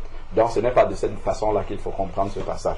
Donc, si on le reprend tout doucement, là, on a compris l'histoire. Jésus leur dit la parabole qu'il faut toujours prier sans se lasser. Donc, le passage enseigne à prier toujours sans se lasser. Ce n'est pas prier toujours le même sujet sans se lasser. Là, déjà, ça change tout. Ensuite, maintenant, il lui dit, il y avait dans une ville, donc, un juge qui ne craignait pas Dieu. Donc, ça, ce n'est pas l'image de Dieu, en fait. Donc, on ne peut pas assimiler Dieu au juge unique. Tu vois? Parce que ce n'est pas l'image de Dieu. On nous dit déjà qu'il ne craignait pas Dieu. Donc, la manière dont il va agir n'est pas celle que Dieu, puisque à la fin, on nous dit qu'il donnera promptement. Alors que le juge unique, il se laisse d'abord déranger avant de donner la réponse. Oh, Dieu, lui, n'agit pas comme ça. Ensuite, maintenant, la femme, la parole de Dieu nous...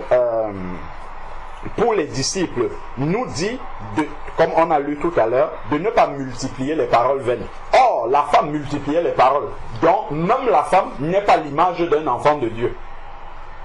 La femme même ne prie pas comme un enfant de Dieu devrait prier. Je prends un exemple précis. Donc, pendant longtemps, il ne voulut pas... Non, voilà, je reprends un peu au-dessus, verset 2. Il dit, il y avait dans une ville un juge qui ne craignait pas Dieu, donc ce n'est pas l'image de Dieu et qui n'avait d'égard pour personne. Dieu a égard de tout le monde. Donc, il y avait aussi dans cette ville une veuve qui venait lui dire, fais-moi justice de mon adversaire. Est-ce que ça, là, c'est un sujet de prière qu'un enfant de Dieu amène devant le Seigneur? Le Seigneur demande de renoncer et de laisser tout ça entre ses mains. Il fera justice lui-même. Quand il dans ça, ce n'est pas un sujet de prière d'un enfant de Dieu. De venir, fais-moi justice par rapport à... Mais non, bénis mon ennemi, au contraire. Donc ça, ce n'est pas la prière. Ça, ce n'est déjà pas le sujet de prière d'un enfant de Dieu.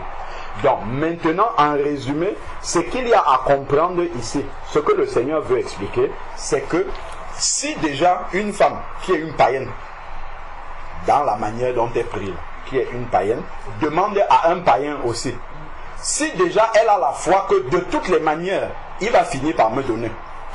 En fait, ce verset-ci parle de la foi.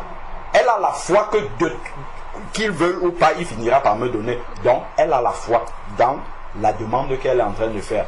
À plus forte raison, vous les enfants du royaume, savez et avez l'assurance que votre Père, lorsque vous allez lui demander, lui ne va pas tarder, il vous donnera promptement ce que vous lui demandez. D'où, si tu sais qu'à chaque fois que tu demandes quelque chose à ton Père, il te le donne immédiatement, ça va t'encourager à prier tout le temps. C'est pour ça qu'il dit ne priez sans vous lasser.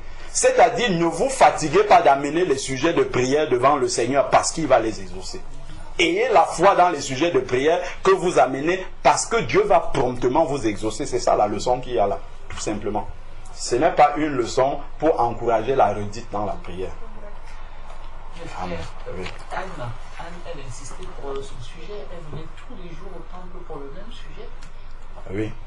Il faut rechercher qu'il y a un modèle dans la parole. Est-ce que dans la prière de Anne, c'est le modèle? Non, mais elle a fini par être exaucée. Dieu l'a exaucée, Dieu l'a bénie. On voit bien son fils, c'était une bénédiction. Non, vous savez, moi j'étais païen, Dieu m'a béni. Beaucoup. Il y a beaucoup, d'ailleurs, je ne suis pas seul. Il y a beaucoup de prières que moi, je donne souvent ce témoignage. Quand j'ai fini mes études, je ne trouvais pas le travail. On m'a dit il faut jeûner, j'ai jeûné, je ne suis même pas un enfant de Dieu à ce moment-là. De lire 23 fois le Somme 23, prononce, j'ai fait et ça a marché. Est-ce que ça veut dire alors que c'est le modèle qu'on doit suivre? Pas du tout.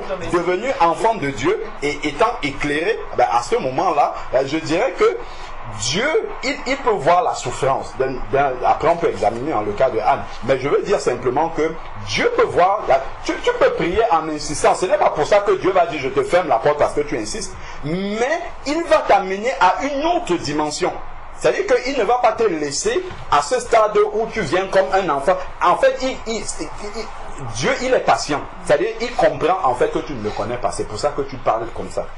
Comme moi, je ne le connaissais pas. C'est pour cette raison. Il comprend que tu ne le connais pas. Donc, il va même exaucer cette prière-là pour t'amener davantage. Et une fois que tu auras compris que Dieu exauce les prières, ben, il va t'amener à une dimension. Moi aussi, je priais tout le temps pour les mêmes sujets. C'est au fur et à mesure, en avançant, que je commence à comprendre que ce n'est pas comme ça, en fait, que le Seigneur attend que l'on fasse. Plus tu le connais, est-ce que Jésus priait 2 fois pour un sujet? Pas du tout. C'est le modèle. Il a prié juste 2 fois pour la chair. C'est 3 fois. C'est le seul sujet pour lequel il a demandé 3 fois au Père. Mais sinon, quand il venait prononcer une parole, il vient dire une parole seulement par rapport à un sujet, et puis la chose est exaucée, et c'est lui qui est le modèle. Donc, je ne dois pas chercher le modèle de Anne, qui en fait est une dissimulation de mon incrédulité. Donc, je dois plutôt travailler à passer rapidement le stade de Anne pour atteindre le niveau de foi de Jésus. C'est ça que je dois chercher. Oui, frère. Je voulais ajouter juste quelque chose pour le cas de Anne. Quand on lit dans les Écritures, le cas de Anne a 2 niveaux, à 2 volets. Anne, le frère en train d'expliquer le cas de Anne. Anne priait, cherchait un enfant. Car en fait, Anne n'était pas stérile. Mais c'est parce que Dieu savait qu'est-ce que Dieu avait mis dans la vie de Anne. Et qui allait naître dans la vie de Anne. Et sachant bien qu'il n'y a pas du hasard avec Dieu. Même quand il dit à Jérémie, avant que tu ne naisses, avant que tu ne sois même dans le sein de ta mère, Dieu l'avait déjà béni. Et Dieu savait ce qu'il allait faire avec la naissance de Jérémie. Donc Dieu aussi savait quelle était la première progéniture de la vie de Anne. Mais quand Anne priait la première fois qu'elle doit faire, premièrement quand elle priait, c'était pas effectivement juste pour avoir un enfant. Et pour se venger de Pénina. Parce que Elkana avait des enfants avec Pénina, mais pas avec Anne. Mais comme Pénina mortifiait à chaque fois Anne, donc elle voulait se venger en fait de ses mortifications pour dire moi aussi, je peux concevoir. Mais quand Anne a changé sa façon de prier devant le Seigneur, elle a dit, si tu me bénis, cet enfant-là, je te le donnerai, il sera à ton service dans ton sacrifice. Tout de suite, Anne a conçu.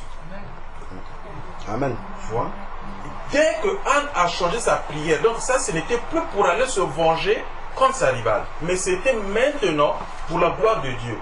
Voilà pourquoi, en fait, quand nous lisons dans Matthieu chapitre 6, de son verset 33, la parole de Dieu nous dit, cherchez d'abord le royaume et la justice de Dieu, et le reste vous sera donné par-dessus. Et quand on va un peu plus loin de ce passage, nous comprenons que Dieu est en train de nous dire, il est en train de nous parler pour dire, mais les oiseaux du ciel, ils ne sèment, ils ne moissonnent, mais moi Dieu je les nourris, il ne manque rien. Donc à combien plus forte raison, nous, ces enfants, qui sommes faits à son image. Donc il n'y a rien qui peut nous manquer. Mais si nous demandons des choses à Dieu pour juste satisfaire nos besoins, comme on peut lire dans Jacques, Dieu résiste. Parce que ce n'est pas pour ça que lui qu'il veut. Nous sommes le sel de ce monde. Donc en nous voyons, donc le monde doit voir l'image de notre Dieu, donc du Créateur. Mais si nous demandons des choses juste comme si pour aller se venger, ou aller pour essayer un peu de nous comparer au monde, non, Dieu n'est pas dans la comparaison, mais Dieu veut que sa gloire s'éclate pour que ceux qui doutent en cela sachent que réellement nous avons un Dieu. Et donc quand Anne a changé sa prière, elle a conçu plutôt, d'où la naissance de Samuel. Et Anne était aussi vraiment dans l'obéissance. Et elle a obéi, elle a fait ce qu'elle avait dit à Dieu. Elle a donc donné cet enfant, elle a mis cet enfant-là au service de Dieu, donc auprès de lui qui était le sacrificateur. Donc l'histoire, comme nous connaissons, Samuel a grandi auprès d'Élie jusqu'à ce qu'aussi qu'il reçoive l'appel pour que Dieu l'appelle, ainsi de suite. Donc c'était juste pour dire que c'est vrai, mais en fait, comme est en train de dire le frère, c'est que nos prières, ce n'est pas pour aller dire que Seigneur, donne-moi du travail, on s'acharne. Mais si nous avons la foi et que nous disons Seigneur, j'ai besoin du travail, je m'abandonne à toi. Dans ma foi, je sais que j'ai adressé une prière à Dieu et j'attends l'accomplissement. Mais c'est quand nous nous forçons parfois, nous demandons à Dieu ce que nous aimons, nous voulons. Ce que j'ai besoin, c'est ce que je vais devant Dieu, comme en fait, on avait déjà prêché là-dessus pour dire que mais, nous demandons des choses de foi auxquelles où Dieu n'est même pas dedans. Mais si nous nous laissons guider par le Seigneur et que par son Esprit Saint, l'Esprit de Dieu en nous, voilà pourquoi effectivement tout à l'heure, en tout cas c'est ça que même le frère est en train de dire, quand nous disons si je vis, ce n'est plus moi qui vis, mais c'est Christ qui vit en moi. Mais si réellement Christ vit dans nos vies, nous ne devons plus faire notre volonté. Donc à ce moment-là, nous devons laisser Christ nous conduire, donc par son esprit qui nous conduise. Vous ne manifesterez pas les désirs de la chair, mais les désirs plutôt de laisser conduire par l'Esprit de Dieu qui est maintenant en nous. D'où la volonté de Dieu qui s'accomplisse. Mais sinon que dans le plus grand temps, dans les plus grands moments et le plus du temps, je dirais, nous plaisons plus à la chair que à Dieu. Voilà pourquoi même tout à l'heure dans les exemples qui étaient donnés, nous voyons qu'on peut se lever à 4 heures du matin parce que je dois aller au travail pour commencer à 6 heures, 7 heures. Mais il nous est souvent difficile de se lever à 4 heures pour rendre gloire à Dieu. En tout cas, on tire la couverture, surtout dans le temps hivernal, qui fait un peu, voilà, vraiment, le réveil va sonner, il dit, je vais encore dormir un peu. Le réveil va sonner, il dit, bon, mais c'est pas grave. Donc on se lève, bon, je vais d'abord manger, prendre mon petit déjeuner, je vais prier à 9 heures. C'est-à-dire qu'on peut reporter le rendez-vous avec le Seigneur. Mais pour les choses de ce monde, en tout cas, c'est automatique. Donc c'est ça, en fait, le temps de Dieu en nous, il vient après que nos besoins, en fait, mondains. C'est un peu ça, voilà. Dieu dans notre vie, dans la foi, et que nous savons que Dieu est capable.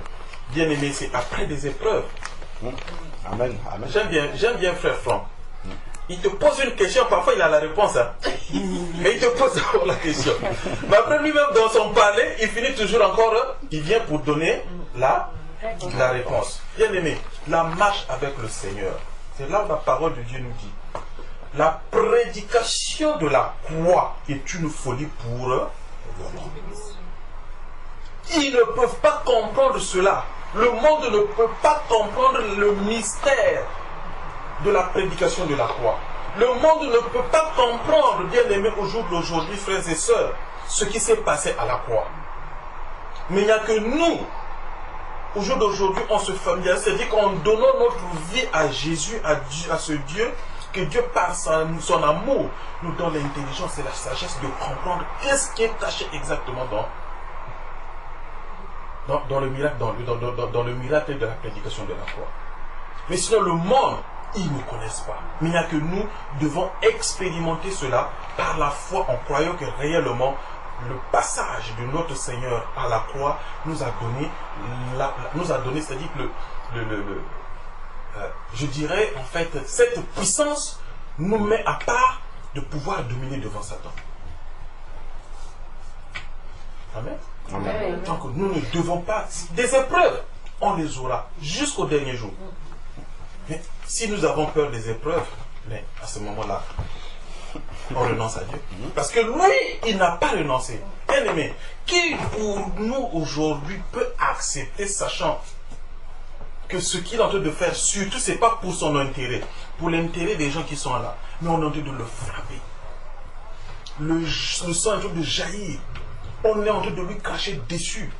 On est en train de le mortifier. C'est dit qu'on lui dit telle chose, mais il n'a pas renoncé à une seule fois.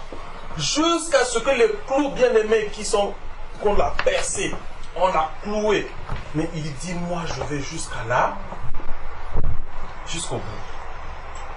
C'est là où il dit, celui qui veut me suivre, qu'il renonce à lui-même et qu'il se charge de sa croix. Et bien aimé, la croix, c'est pas comme Christ l'a porté, mais ce sont les épreuves. C'est-à-dire que quelles que soient les difficultés, dans les douleurs, nous ne devons pas renoncer. Il y en a souvent qui disent, si c'est comme ça, je laisse. Si c'est comme ça, j'abandonne. Mais tu n'arriveras pas loin. Donc pour qu'on arrive au bout, il faut tout ce que bien aimé, c'est avec Christ. Ce n'est qu'avec lui. Même si on t'insulte, même si on te dit des insanités, on te dit des trucs. Il faut avancer. Amen. Moi, j'ai toujours tendance de dire, mais vous allez m'insulter aujourd'hui, bien aimé. Quand je sors là, même si vous m'insultez, ça ne sera écrit nulle part.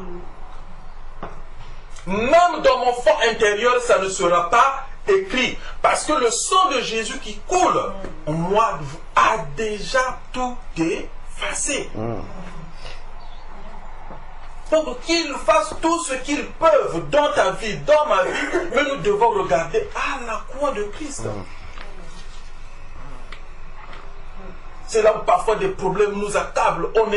C'est-à-dire qu'on est affaibli comme si, pas possible. Je ne veux plus aller à l'église parce qu'il y a ceci. Je ne veux plus aller à l'église parce que le frère est tel. Parce que la soeur est telle. Mais bien aimé, mais le frère est tel, la soeur est telle, c'est pas Jésus. Si je vais à la communion fraternelle, c'est pour recevoir de la part du Seigneur. Amen. Ce qu'il a prévu pour moi ce jour-là. Amen. Je bénis le Seigneur la dernière fois. On disait que mais Lot bien-aimé, Jésus savait qui était Lot. Non, Dieu savait qui était Lot. Jésus savait qui était Judas. Mais est-ce que Jésus l'a écarté? Est-ce qu'on peut renoncer aux gens que Judas a baptisés? Non. Est-ce qu'on peut renoncer au jour d'aujourd'hui à ce que Judas avait fait pendant qu'il était avec Christ? Non. Mais cela a été approuvé par Dieu. N'est-ce pas? Et au jour d'aujourd'hui, bien aimé, c'est pas parce que le frère Alain, aujourd'hui, je vais dire que non, le frère Alain a tiré l'oreille de sa femme que je vais dire que non, ce qu'il va dire là est faux. Ah!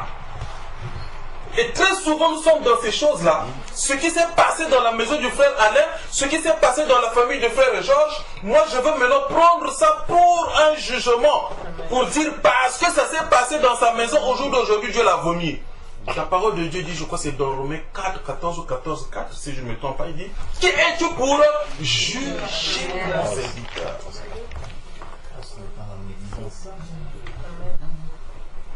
Alléluia. Amen. Donc c'est juste pour qu'on comprenne, bien aimé, la marche avec le Seigneur. Personne n'est épargné. Amen. Et surtout ceux qui sont au devant, qui apportent la parole, c'est ceux-là que Satan même cherche à faire chuter. Mais la force très souvent de ces personnes-là demeure pour vous, pour moi, de prier souvent pour ça, pour qu'ils soient toujours plus forts. Mais très souvent, on se réjouit de ce qui se passe. Parce qu'il a insulté, il a prononcé une parole vers son fils, et de ces choses-là, on apporte maintenant un jugement. Non, mais c'est ce que Dieu est en train de vouloir faire avec nous. Dans sa parole authentique qu'il nous donne, nous nous attachons à ça. C'est ça qui est notre salut. C'est la parole de Dieu bien-aimé. Amen. Demeurons dans la parole, écoutons et allons surtout souvent, faisons et obéissons, accomplissons les œuvres de l'esprit. Amen. Les fruits de l'esprit. Vous savez, dans nos corps, il y a les choses. Il y a les choses qui sont en nous. Et c'est ça souvent qui nous pousse, surtout quand on n'a pas le discernement, à faire le mal. On dit qu'il y a les fruits de l'esprit et les fruits de la chair. Mais ici, il faut qu'on voie ça dans la chair en prenant ça physiquement. Les fruits naissent des arbres. N'est-ce pas? Un fruit naît d'un arbre. Donc s'il y a les fruits, c'est qu'il y a des arbres. Mais qu'est-ce qui produit les fruits de l'esprit en nous? Quels sont ces arbres qui produisent les fruits de l'esprit en nous? Et quels sont les fruits de la chair, les arbres de la chair qui produisent des fruits de la chair en nous? Mais ces arbres-là, il faut le couper. Comme dit la parole de Dieu, un arbre qui ne produit pas de bons fruits, on fait quoi? Il faut le couper, il faut le jeter au feu. Donc nous, au jour d'aujourd'hui, c'est l'esprit. Il faut qu'on voit d'abord ce que l'esprit nous dit, ce que l'esprit nous donne. Dans la foi, et que nous devions marcher au jour d'aujourd'hui selon ce que Dieu veut que nous puissions. Donc, c'est dire que nos demandes, nous devons les faire dans la foi. Et que nous devions attendre ce que Dieu va nous donner et va faire selon ce qui est juste et agréable. Devant Dieu, pas devant nous. Voilà pourquoi souvent nous nous décevons plus, parce que je voulais à tout prix voyager. Et comme ça n'a pas marché, Dieu n'est pas dedans. Est-ce que la volonté de Dieu était que tu voyages? Est-ce que la volonté de Dieu était que ce jour-là, tu devais aller rendre surtout visite à ton frère, à ta soeur? Parce que tu n'es pas parti, que tu n'es pas venu parce que ceci. Non, mon frère, non, ma soeur. Dieu peut permettre au jour d'aujourd'hui, dans ce que tu as pensé, que ça n'a pas marché. Rends gloire à Dieu. Parce que toi, l'Esprit de Dieu qui est en toi, s'il voit sur le chemin qu'il y a un obstacle, il va t'en empêcher. Et tu dois seulement rendre gloire à Dieu que Seigneur, ta volonté soit faite. Moi, j'ai tout dit. Il n'y a pas de stérile. Il n'y a pas de chose quoi que ce soit. Mais c'est parce que Dieu, souvent, nous met dans ces épreuves-là pour qu'il se glorifie. Pour qu'il se glorifie. Et quand on le comprend, mais vous savez souvent, c'est souvent des gens que Dieu a déjà choisis. Hein. Et nous sommes dans des combats. Nous sommes dans des épreuves. Mais nous ne comprenons pas. Et on veut toujours faire notre propre volonté. Mais le jour où on se dit, on dit non. Seigneur, je m'abandonne à toi. Que ta volonté soit faite. Bien aimé, c'est là où on dit, quand ça te fait en un clic, tu commences à y aller. On dit, ah, Dieu m'a délivré. Oui, Dieu t'a délivré. Mais c'est parce que aussi tu as compris qu'il fallait que tu fasses une séparation dans ta vie. Il fallait que tu te sépares de certaines choses dans ta vie afin que l'Éternel prenne le contrôle total de ta vie et que lui qu'il s'accomplisse dans ta marche. Donc si on s'attache aux choses de ce monde, mais Dieu aussi, il te regarde. Mais si tu laisses le contrôle si tu laisses Dieu prendre le contrôle de ta vie, bah bien aimé, c'est comme on est en train de le dire, mais lui, il va faire une seule prière suffit. Lui-même, il dit deux fois, il dit dans sa parole. Avant que même ta parole, avant que même tu n'ouvres la bouche, lui, il sait déjà ce qu'on a besoin. Donc, avant même qu'on ne demande que j'ai besoin d'une voiture, il va ouvrir une porte pour toi. Deux fois le travail.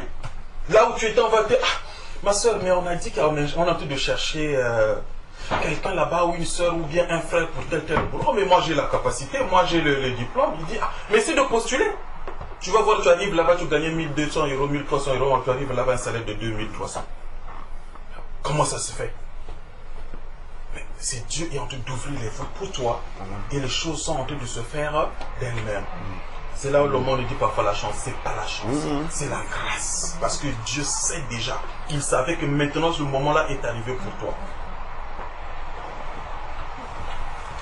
Laissons Dieu nous conduire. Amen. Laissons vraiment les choses qui vont peut-être faire plaisir aux hommes. Bien aimés, Dieu dit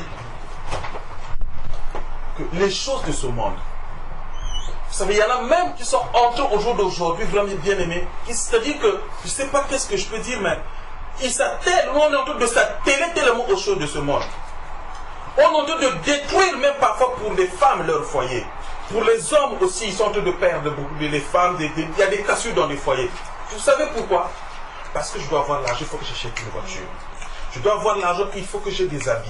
Il faut que j'ai ceci. Mais bien aimé, vous savez, même le jour où on quitte ce monde-là, même ce qu'on a, ce que tu as acheté, d'un prix très grand, on va te les enlever en te mettant une autre tenue.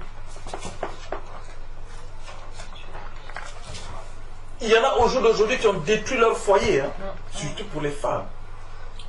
Parce que moi, je dois construire. Parce que moi, je dois avoir ceci. Parce que je dois avoir des voitures. Je dois avoir une voiture. Tu tiens tête à ton mari dans le foyer. Dans 2 matins, le foyer là, tu vas le détruire. Mais seulement après, tu vas le regretter le jour où tu n'auras que les 2 pieds joints, les mains posées sur ton ventre. Tu les aurais tout abandonnés. Mais entre-temps, toute ta bénédiction que Dieu t'avait donnée, tu n'avais pas compris, tu as préféré faire plaisir à la chair. Tu as préféré nourrir la chair. Tu as tout détruit par l'incrédulité. Alors Alors, qu'est-ce que ça te sert aujourd'hui de te conformer à la parole de Dieu qui te dit aime ta femme comme tu t'aimes, comme Christ a aimé l'Église. Et toi, la femme, sois soumise à ton mari. La soumission, là, c'est un problème. Ah oui. C'est un problème aujourd'hui, la soumission. Un grand problème. Un grand problème. La femme va chercher à savoir ce que gagne son mari, mais il ne faut pas que le mari sache ce que lui gagne. Il ne faut pas que le mari sache ce qu'elle gagne. Mais ça ne servira à rien. Tout ça, c'est pour nourrir la chair. Tout ça, c'est pour compromettre au salut de Dieu. Ça ne nous emmènera nulle part. Tu peux avoir des millions de trésors dans ton compte bancaire. L'égoïsme que tu as eu, mais ça fait que freiner, compromettre ton salut. Mais alors que si tu as vu cela, vanité de vanité, alors regarde le chemin. J'ai vu ça. Gloire à Dieu. Amen. Alléluia. C'est Matthieu chapitre 7. Verset 14. Il dit, mais étroite est la porte, resserrée, le chemin qui mène à la vie, et il y en a peu qui les... Il y en a peu qui les... Trouve. Bien aimé, la voie là, qui est étroite, elle est serrée.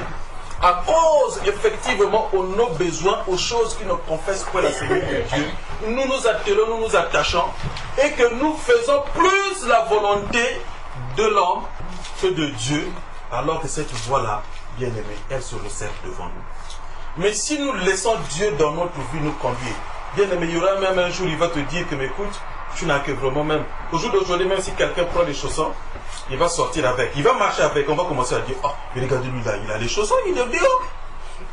Et ça fait quoi? C'est nous qui avons dit que c'est les chaussons. C'est qu'on ne peut pas aller avec dehors. Mais moi, je m'en fous, si j'ai les chaussons, je vais aller dehors, je vais dehors. Est-ce qu'il y a un problème? C'est juste pour protéger les pieds, non? Mais ça, c'est l'homme qui a mis ces choses-là. Donc, je dois avoir une très belle chaussure pour que j'aille dehors. Qui va te voir, Dieu ou bien l'homme? Ah, je le fais pour qui? Pour mon Dieu ou bien pour les hommes? Ça, c'est pour les hommes, mais sinon, c'est pas pour Dieu. Parce que pour Dieu, même si tu peux aller avec des pieds, c'est pas grave. Il s'en fout, Dieu. C'est pas les chaussures que tu vas mettre sur tes pieds qui va faire de toi, qui va... Non, bien aimé. Tu t'es protégé de quelque chose, pour lui ça va. Tu as un peu quelque chose à manger, pour lui ça suffit. Mais l'ornement, les choses de grande valeur, les choses auxquelles nous... Dieu n'est pas dedans. Si nous nous laissons conduire autant voulu et autant convenable que Dieu a voulu, il faut que tu les aies. Dieu te les donnera. Amen. Dieu va nous les donner. Il n'a pas dit que nous devions être pauvres. Non. Mais laissons Dieu nous conduire en toutes choses. Et quand nous le faisons souvent par nous-mêmes, nous nous régressons souvent le chemin. Parce qu'après, il devient l'orgueil. Il y a maintenant l'orgueil, il y a maintenant la haine, il y a même le vantardisme. C'est-à-dire qu'il commence à voir maintenant, c'est ça, les arbres de la chair qui commencent à produire les fruits de la chair. Voilà pourquoi je disais qu'il y a ces arbres-là qui produisent ces fruits-là.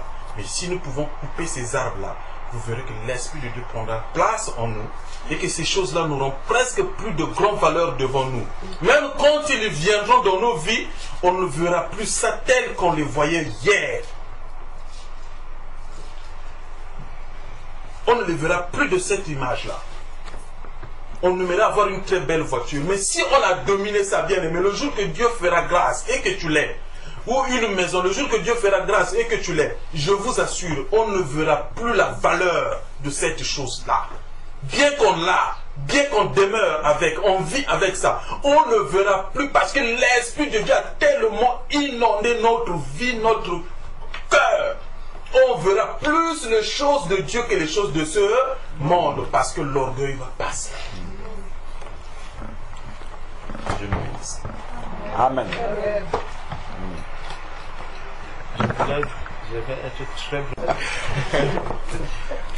C'est que quand le frère a fini le message, il a dit ceci. Je ne vais pas parler du retour de Jésus. N'est-ce pas? C'est ça que j'ai trouvé curieux. Parce que pourquoi Jésus, qu'est-ce qui se passe avant que Jésus ne dise à ses disciples que votre cœur ne se trouble pas? Au revoir, bonne semaine, salut maman. Il y a quelque chose qui s'est passé juste avant et qui est étroitement lié avec cette phrase que le frère a donnée à la fin de son message. C'était dans Jean 14, n'est-ce pas? Regardons un peu. C'est vraiment impressionnant de voir comment. Dans Jean, au chapitre 13, regardons ce qui se passe juste avant. Donc, au verset 36, Jean 13, verset 36, Simon Pierre lui dit, « Seigneur, où vas-tu » Jésus répondit, « Tu ne peux pas maintenant me suivre où je vais, mais tu me suivras plus tard. » Est-ce que ce n'est pas le retour de Jésus? Vous voyez, juste avant que le cœur ne commence à se troubler, il lui dit, mais tu me suivras plus tard. Seigneur, lui dit Pierre, pourquoi ne puis-je pas te suivre maintenant? Je donnerai ma vie pour toi. Donc, pourquoi est-ce que tu ne peux pas nous parler du retour de Jésus maintenant? Est-ce une façon de dire que nous ne sommes pas encore prêts pour le retour de Jésus? Est-ce une manière de dire que nous n'avons pas encore? Parce que justement, ce que Jésus a dit à Pierre, c'est que et par la suite, le Seigneur, comme il conduit toutes choses, on est arrivé dans Jean 16 où il commence à leur dire quand le Saint-Esprit viendra. Donc il fallait d'abord qu'ils aient le Saint-Esprit. Il y a beaucoup de choses qui devaient vraiment les amener à une préparation véritable pour partir là où Jésus est en train d'aller. Donc Jésus, lui, il avait déjà fait tout ce qu'il fallait pour qu'il reparte tranquillement. Mais Pierre et tout ce qui était avec Jésus n'étaient pas encore prêts. Donc, là, on a commencé avec le cœur qui se trouble, les difficultés, les épreuves de la vie, les tribulations, les persécutions, tout cela. Et on voit qu'on est encore tellement faible par rapport à tout cela. Tellement faible, la foi elle n'est pas encore grande, mais on s'attend déjà au retour de Jésus. On veut déjà partir. Le Seigneur dit non, vous ne pouvez pas encore partir. Maintenant, donc, il faut encore attendre. C'est juste ça que je voulais nous dire. Amen. Qui a attiré mon attention. Soyez bénis. Amen. Amen. Du coup, moi, je voulais partager un témoignage avec vous. En fait, ça concerne tout ce dont on a parlé. Alors, en 2017, je suis arrivée